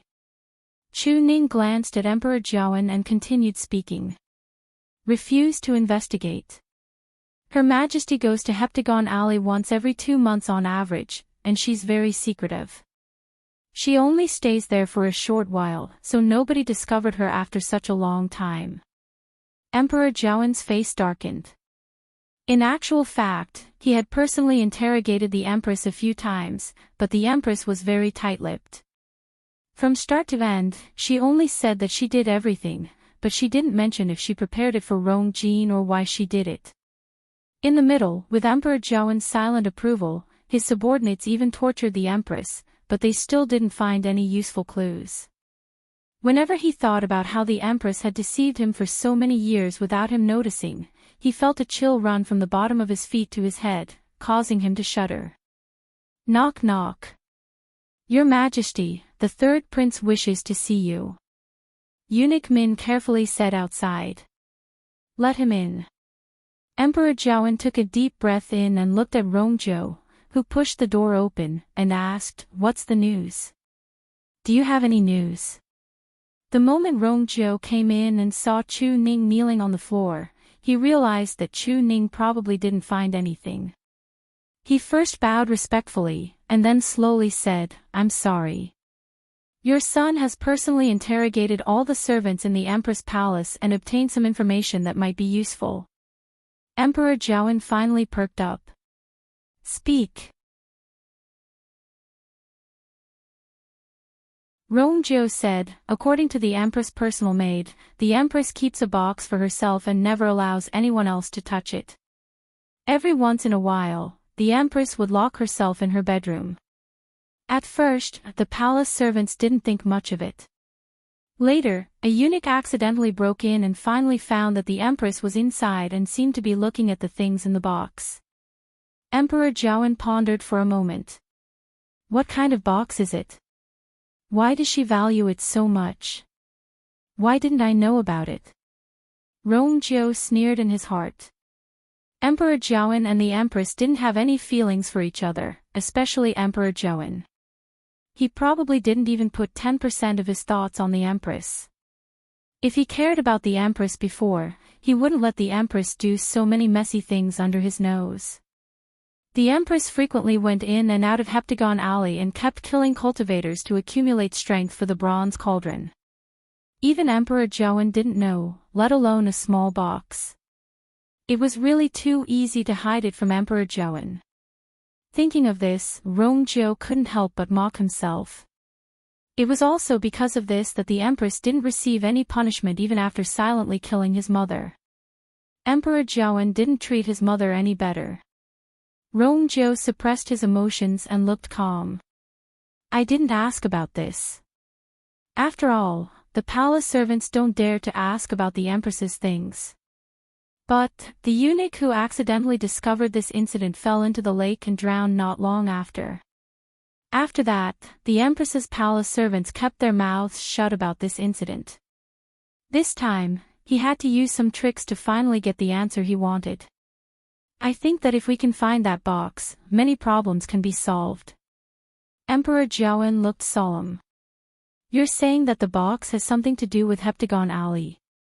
This is only your son's guess. In the current situation where there are no other clues, this is the only feasible path. Emperor Jiawen thought for a while and felt that this made sense.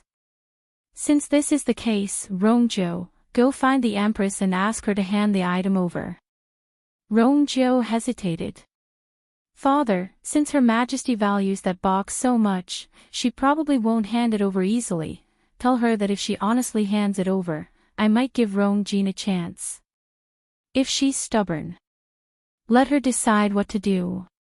An undetectable cold glint flashed across Rongzhou's eyes. Yes, Your Majesty. With that, he quickly excused himself. Emperor Jiawen looked at Chu Ning helplessly. Chu Ning, you have to hurry up on your side. If you really can't do it, start from other areas. Go and check all the people who have close contact with the Empress and Rongjin. Yes. After Chu Ning left, Emperor Jiawen then relaxed his body and leaned against the chair. Chu Ning is good at everything, but he doesn't have enough means.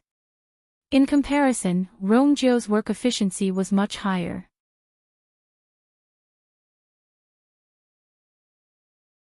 After all, he was trained in the Northwest Army. Thinking of this, Emperor Jiawen vaguely felt uncomfortable in his heart.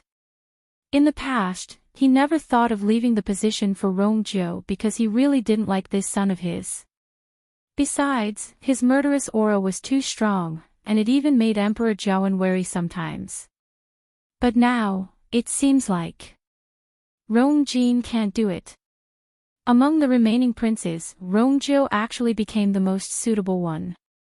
Even if he's cold and murderous, it's better than being weak and useless. What a pity, Emperor Jiawen sighed as if he was instantly 10 years old. If only Rongjio's health was better. In the Empress's bedroom. The once bustling and prosperous place disappeared in the blink of an eye, and it was now cold and lonely. Only heavy guards were left, trapping the Empress here. When City Xingqian arrived here, her heart couldn't help but skip a beat. Emperor Jiawen actually hates the Empress so much that he's so guarded against her. A guard saw Situ Xingqian and immediately went forward. Eldest Princess Situ, please stop. His Majesty has ordered that nobody is allowed to come close. Situ Xingqian took out a token from her sleeves and put on the dignified posture of an eldest princess. I'm here on orders. That guard took a look and recognized that it was indeed His Majesty's token. He hurriedly moved aside.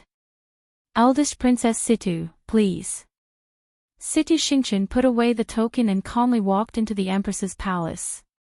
Mobile users, please browse and read. A better reading experience comes from IUN.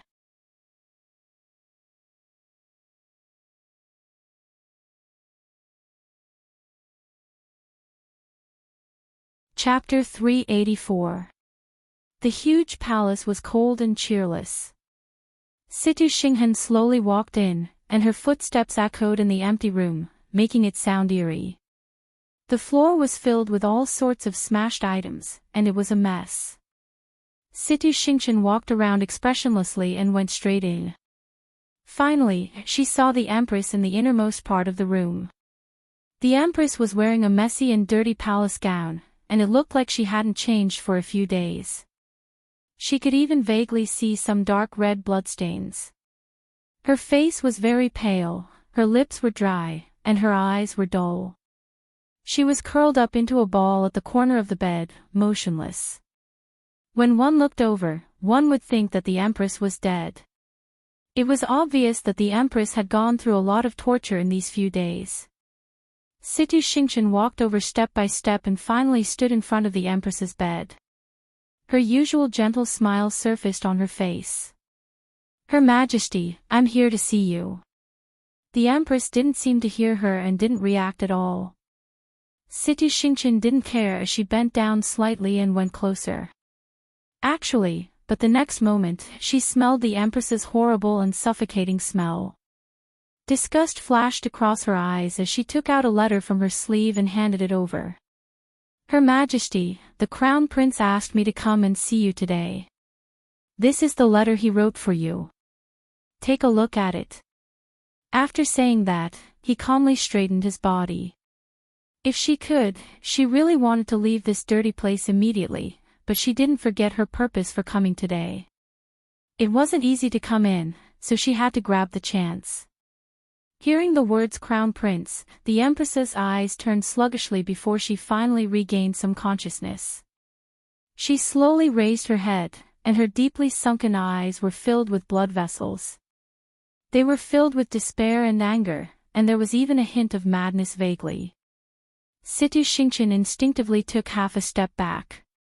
The Empress's appearance is really too scary. The Empress suddenly let out a vague chuckle as if she was mocking Situ Xingqian, but it also seemed like she was mocking herself. Even without looking in the mirror, she knew what she looked like now. How did you come in? Asked the Empress with a hoarse voice. It was as if something had been dragged across the sand, and it was so abrasive that it hurt one's eardrums. Situ Xingqian calmed herself down and softly explained. His Highness lent me his command medallion. As the Crown Prince, Rong Jin had a token that was similar to Emperor Zhouen's. He changed the token a little, and it looked 90% similar. Apart from the people who often saw these two tokens, no one else could tell them apart at a glance. This was why Situ Xingqian could enter so smoothly. Only then did the Empress believe him and pick up the letter. But after reading 2 lines, she suddenly crumpled the letter into a ball and harshly threw it at Situ Xingqian's face.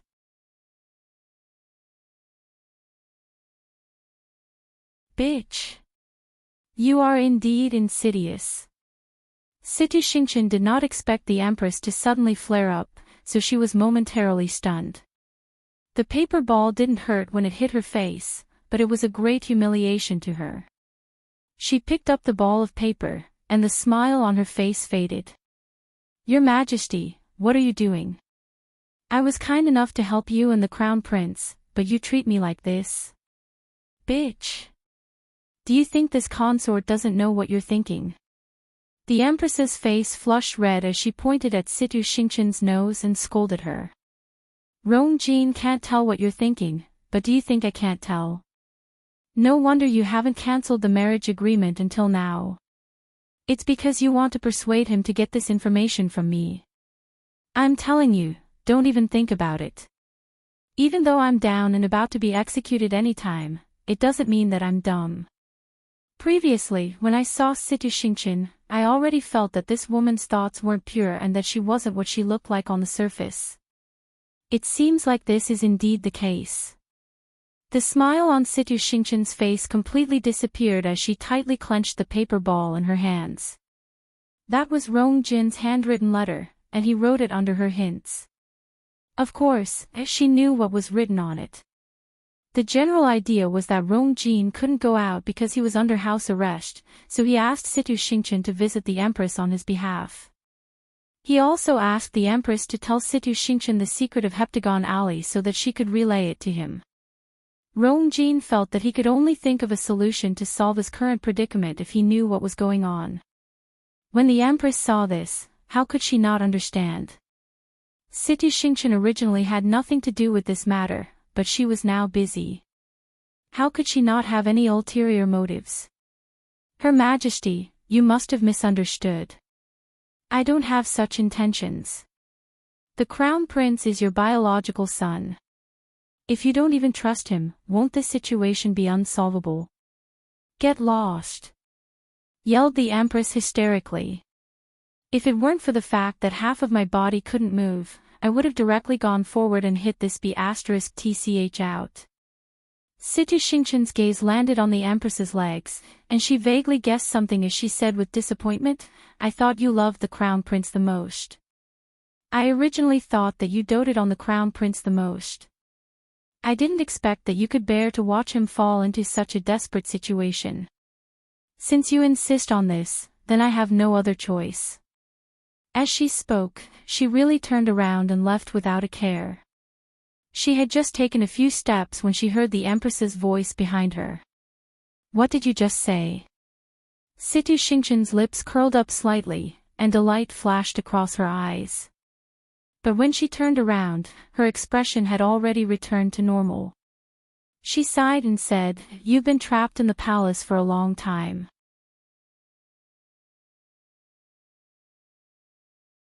You probably don't know that His Majesty has already decided to remove the Crown Prince and appoint the third prince as the Crown Prince. The Empress was stunned. Impossible. I know that you don't trust me, but there's no other way now that things have come to this. If you don't believe me, you can ask the people in your palace if they've all been captured by the third prince for interrogation. Can't you guess why His Majesty wants to hand this matter to the third prince? Situ Xingqian's voice was as gentle as usual, but it was like a cold, poisonous snake slowly crawling into the Empress's heart. Her lips trembled violently, and her entire body started shaking very quickly. No. No. Rongzhen is the crown prince. Rongzhen is the only crown prince. Seeing the Empress's reaction, confusion flashed across Situ Xingqian's heart. Why does she care so much about this matter? I'm going to find His Majesty. He can't appoint someone else as the crown prince. The Empress screamed and directly fell off the bed. Only Rongjin. It has to be Rongjin. Situ Xingqian suddenly realized something and purposely said, the third prince is outstanding. If he's appointed as the crown prince, the public will be convinced. What do you know? Shouted the Empress sharply with a hideous face. Who does Rongzhou think he is? Rongjin is heaven's chosen son. Other than him, nobody else is fit to be the crown prince. Digression, the backstage reaction is really slow. Recently, we've changed to a new comment section, and everyone is still used to it. Mobile users, please browse and read. A better reading experience comes from Love Network.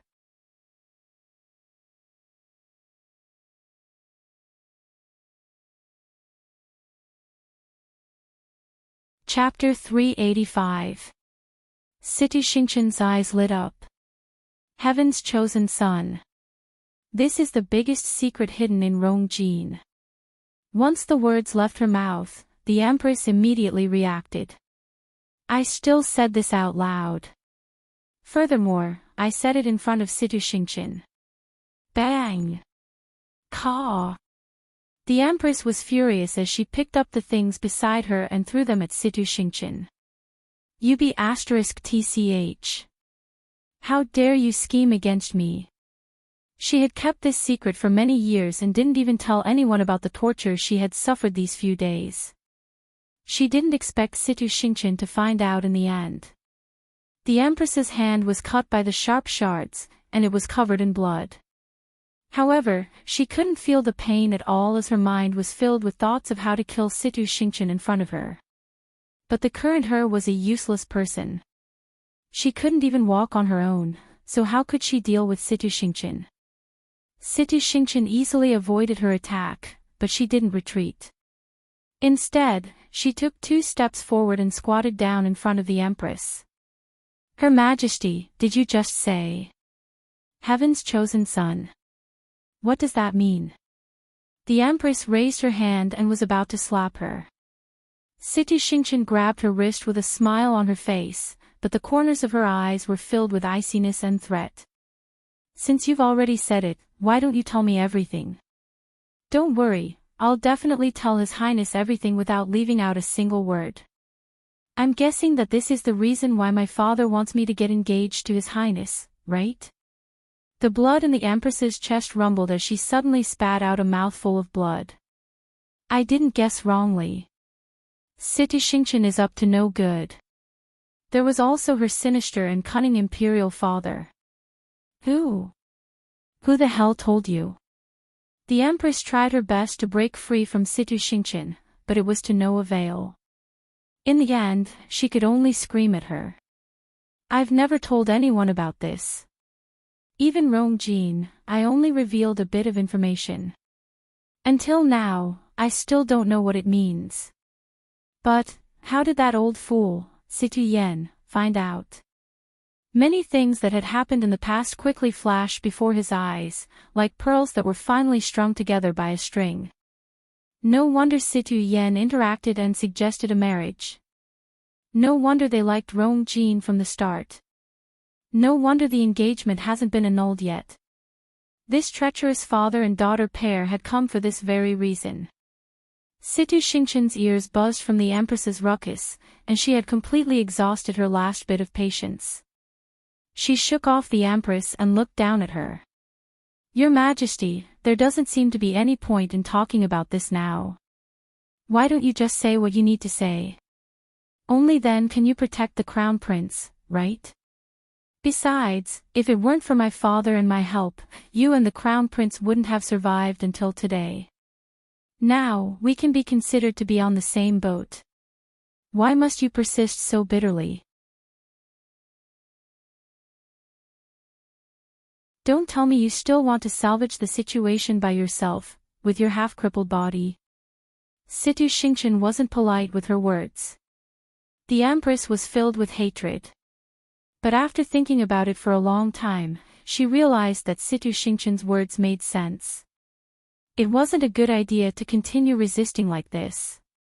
She had worked so hard and put in so much effort to get to where she was today. How could she let all her efforts go to waste? After a long silence, she finally looked up at Situ Xingchen. If you want this consort to tell you, it's not impossible. However, you have to swear on it. If you betray Rong Jin and me in the future, may lightning strike you to death. Situ Xingchen was elated. What's so scary about swearing? As long as I know what the so-called Heaven's Chosen Son means, I have ways to solve this problem. Okay. I, Situ Xingchen, swear here. Greetings, Third Prince. A voice was suddenly heard from outside the palace. Situ Xingchen was shocked and immediately looked outside. Why is Rongjiu here at this time? How's Her Majesty today? This is clearly Rongjiu's voice. Your Majesty, Her Majesty is still the same as before. She stays in the palace and refuses to come out. I'll go in and take a look. As Rongjiu spoke, he walked into the palace. The guards all knew that Rongjiu was sent by His Majesty to investigate the Empress, so they directly let him in. The footsteps got closer and closer. Situ Xingchen started to panic. If Rongjiu finds out that I'm here, everything will be exposed. She hurriedly leaned in front of the Empress and softly said, Your Majesty, you know what to do. For the Crown Prince, you should know what to do. Then, she immediately found a place to hide. Creak. The door was pushed open, and Rongjiu's figure appeared at the entrance. Rongjiu immediately saw the situation in the palace. He squinted his eyes. Her Majesty, what's wrong with you? Mu Qinghe brought Chu Luiyue on her sword and headed north. As they had set up a barrier, the two of them didn't attract anyone's attention as they silently left the Imperial city. Seeing that they were out of the city gate, Chu Luiyue found it even stranger. Where exactly is Mu Qinghe bringing me? This direction. Normally, nobody would come here because there are many mountains here, and the terrain is dangerous. More importantly, if we continue forward, we'll reach Country Yao Chen's Imperial Mausoleum. However, Mu Qinghe had been silent, so she couldn't ask anything. The two of them continued forward like this. When she saw the extremely steep mountain peak, Chu Luiyue finally confirmed her guess. Mu Qinghe brought me to Country Yao Chen's Imperial Mausoleum.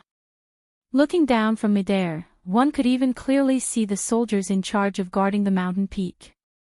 A faintly discernible barrier enveloped the entire mountain peak within it. Chu Luiyue was secretly shocked. This barrier's strength is much stronger than I expected. It's as if a stage 6 warrior set it up. An idea popped up in Mu Qinghe's mind, and she finally brought Chu Luiyue to the foot of the mountain. After Chu Luiyue stood still, she suppressed the doubts in her heart and looked up. Golden Inheritance Peak. This was the highest and most dangerous mountain peak within 50 kilometers of the Imperial city. Country Yao Chen's past emperors were all buried in the Imperial Mausoleum at the foot of this mountain peak. At first glance, it was like a sword had landed from the sky and harshly pierced into the ground. Sharp. Majestic. Disdainful. Chu Luiyue had never been here before. The reason why she knew about this place was because the appearance of Golden Inheritance Peak was extremely similar to the iconic sharp sword sculpture outside Tianlu Academy. Back then, she had inadvertently discovered this and had been secretly surprised for a long time. Vice Admiral Mu, why did you bring me here? Chu Luiyue turned to look at Mu Qinghe. However, Mu Qinghe's expression was a little secretive. He stared at Golden Inheritance Peak for a long time before speaking in a deep voice. Enter the Imperial Mausoleum. Digression, I'm going to eat noodles. It's so tiring. Let's talk about losing weight tomorrow. Mobile users, please browse and read. A better reading experience comes from Love Network. You're tuning into the LoveLore Library YouTube channel. We're so grateful for your support, and don't forget to subscribe to join us on this incredible journey through captivating stories. Your generosity through donations truly makes a world of difference, as it's the primary source of revenue that allows me to expand and enhance this channel for you. Thank you from the bottom of my heart for being a part of this adventure.